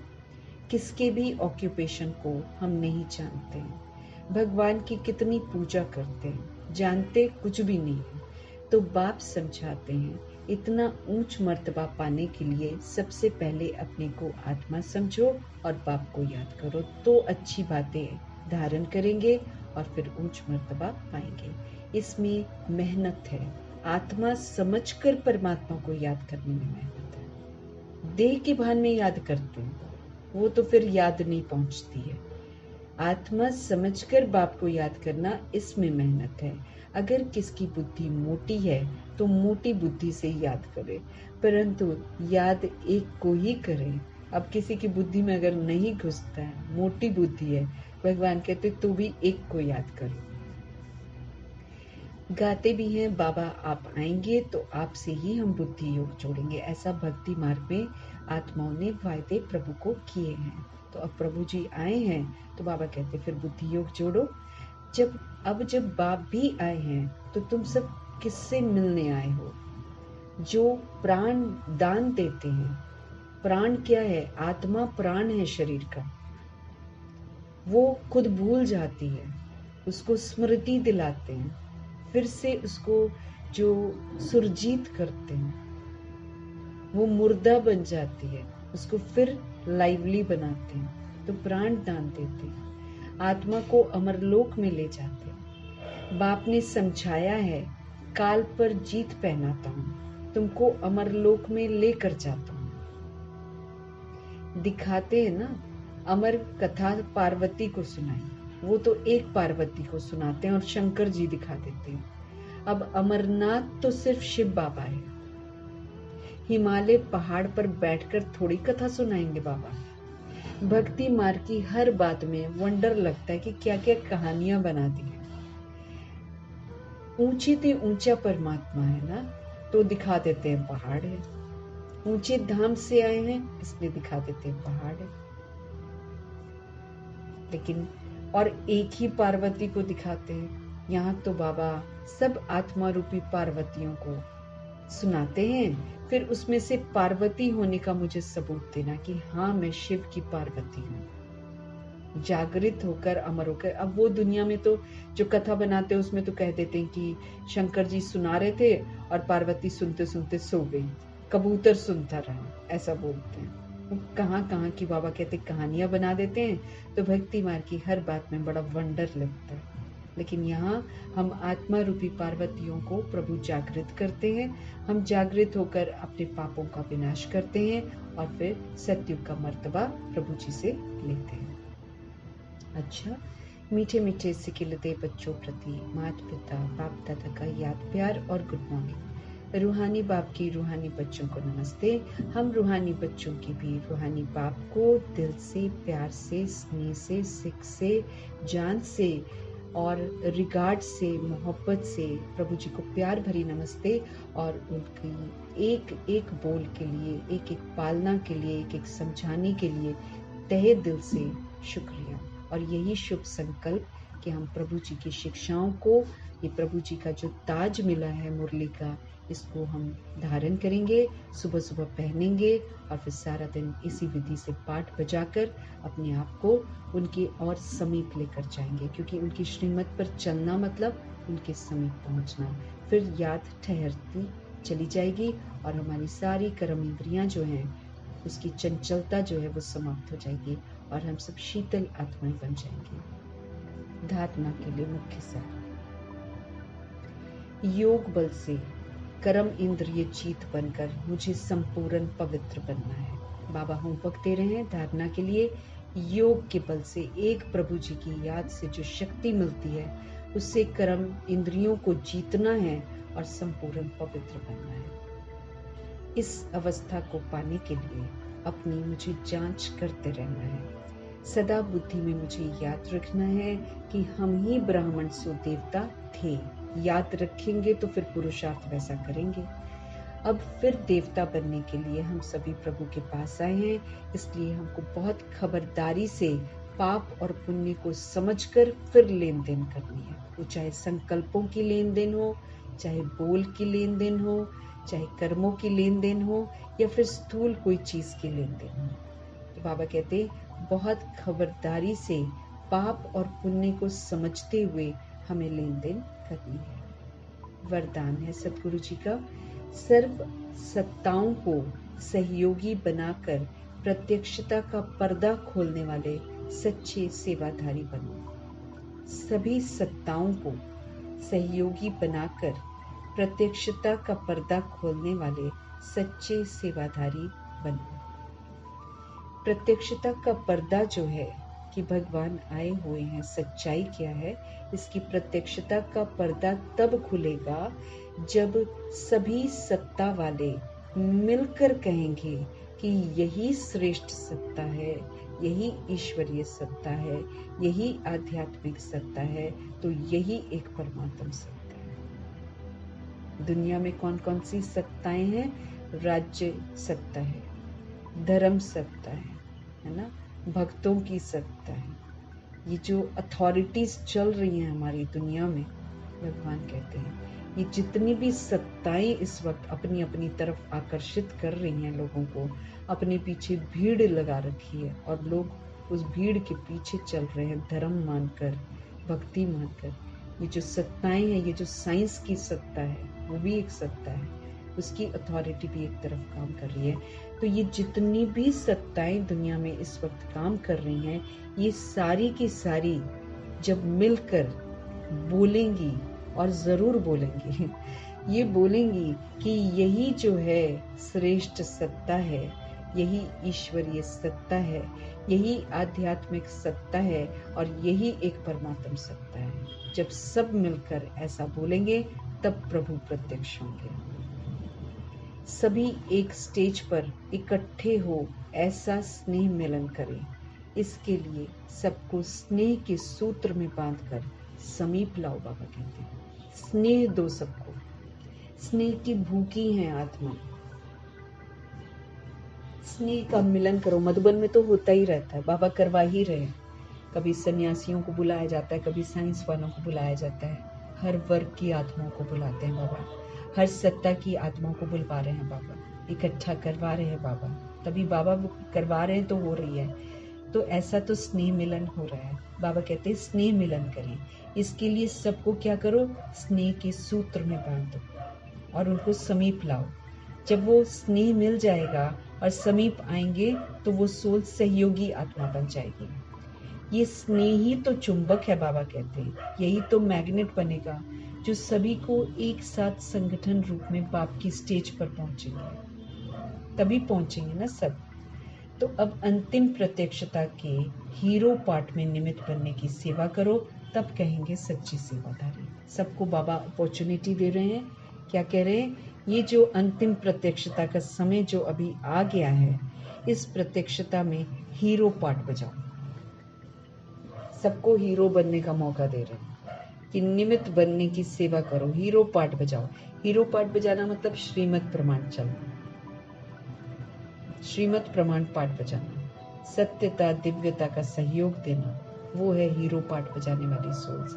स्नेह दो, बाबा कहते हैं सभी को एक जैसा स्नेह देना, रूहानी स्नेह देना, मतलब हीरो पार्ट बजाना। तो अब अंतिम प्रत्यक्षता के हीरो पार्ट में निमित्त बनने की सेवा करो, तब कहेंगे कि आप सच्चे सेवाधारी हो। क्योंकि प्रत्यक्षता तब होगी जब सभी सत्ताओं को परमात्म स्नेह की अनुभूति होगी।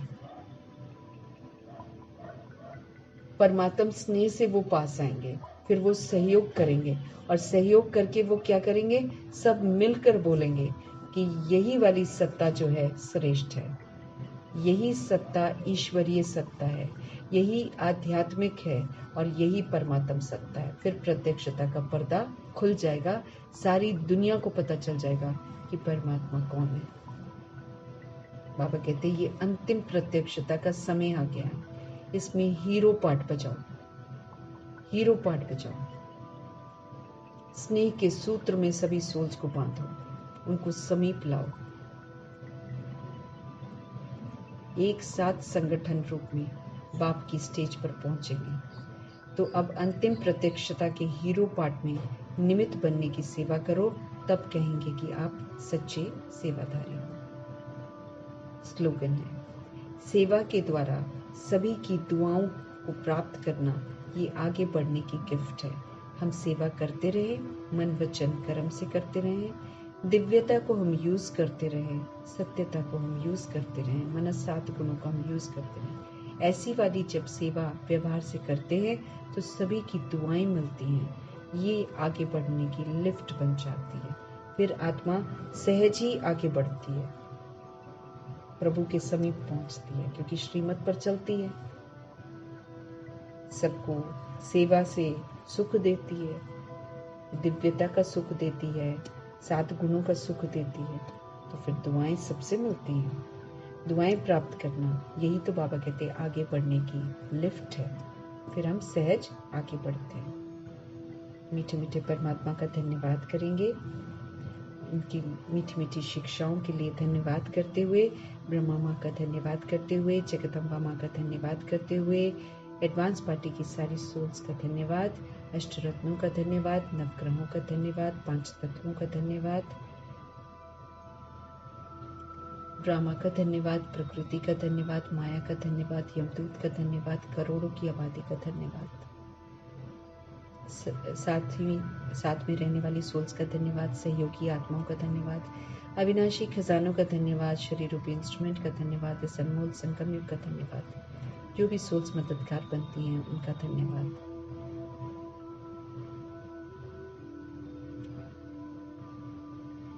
पूरे यूनिवर्स का धन्यवाद, अविनाशी सारे खजानों का धन्यवाद, शरीर रूपी इंस्ट्रूमेंट का धन्यवाद, आप सभी सोल्स का धन्यवाद। और जो भी ड्रामा से हम ले रहे हैं, तत्वों को हम यूज़ कर रहे हैं, सभी चीज़ों का धन्यवाद। जो भगवान जो ड्रामा से मेहमान नवाजी ले रहे हैं, उस मेहमान नवाजी के लिए ड्रामा का बहुत बहुत धन्यवाद, प्रकृति का बहुत बहुत धन्यवाद, तत्वों का बहुत बहुत धन्यवाद, वायुमंडल का बहुत बहुत धन्यवाद।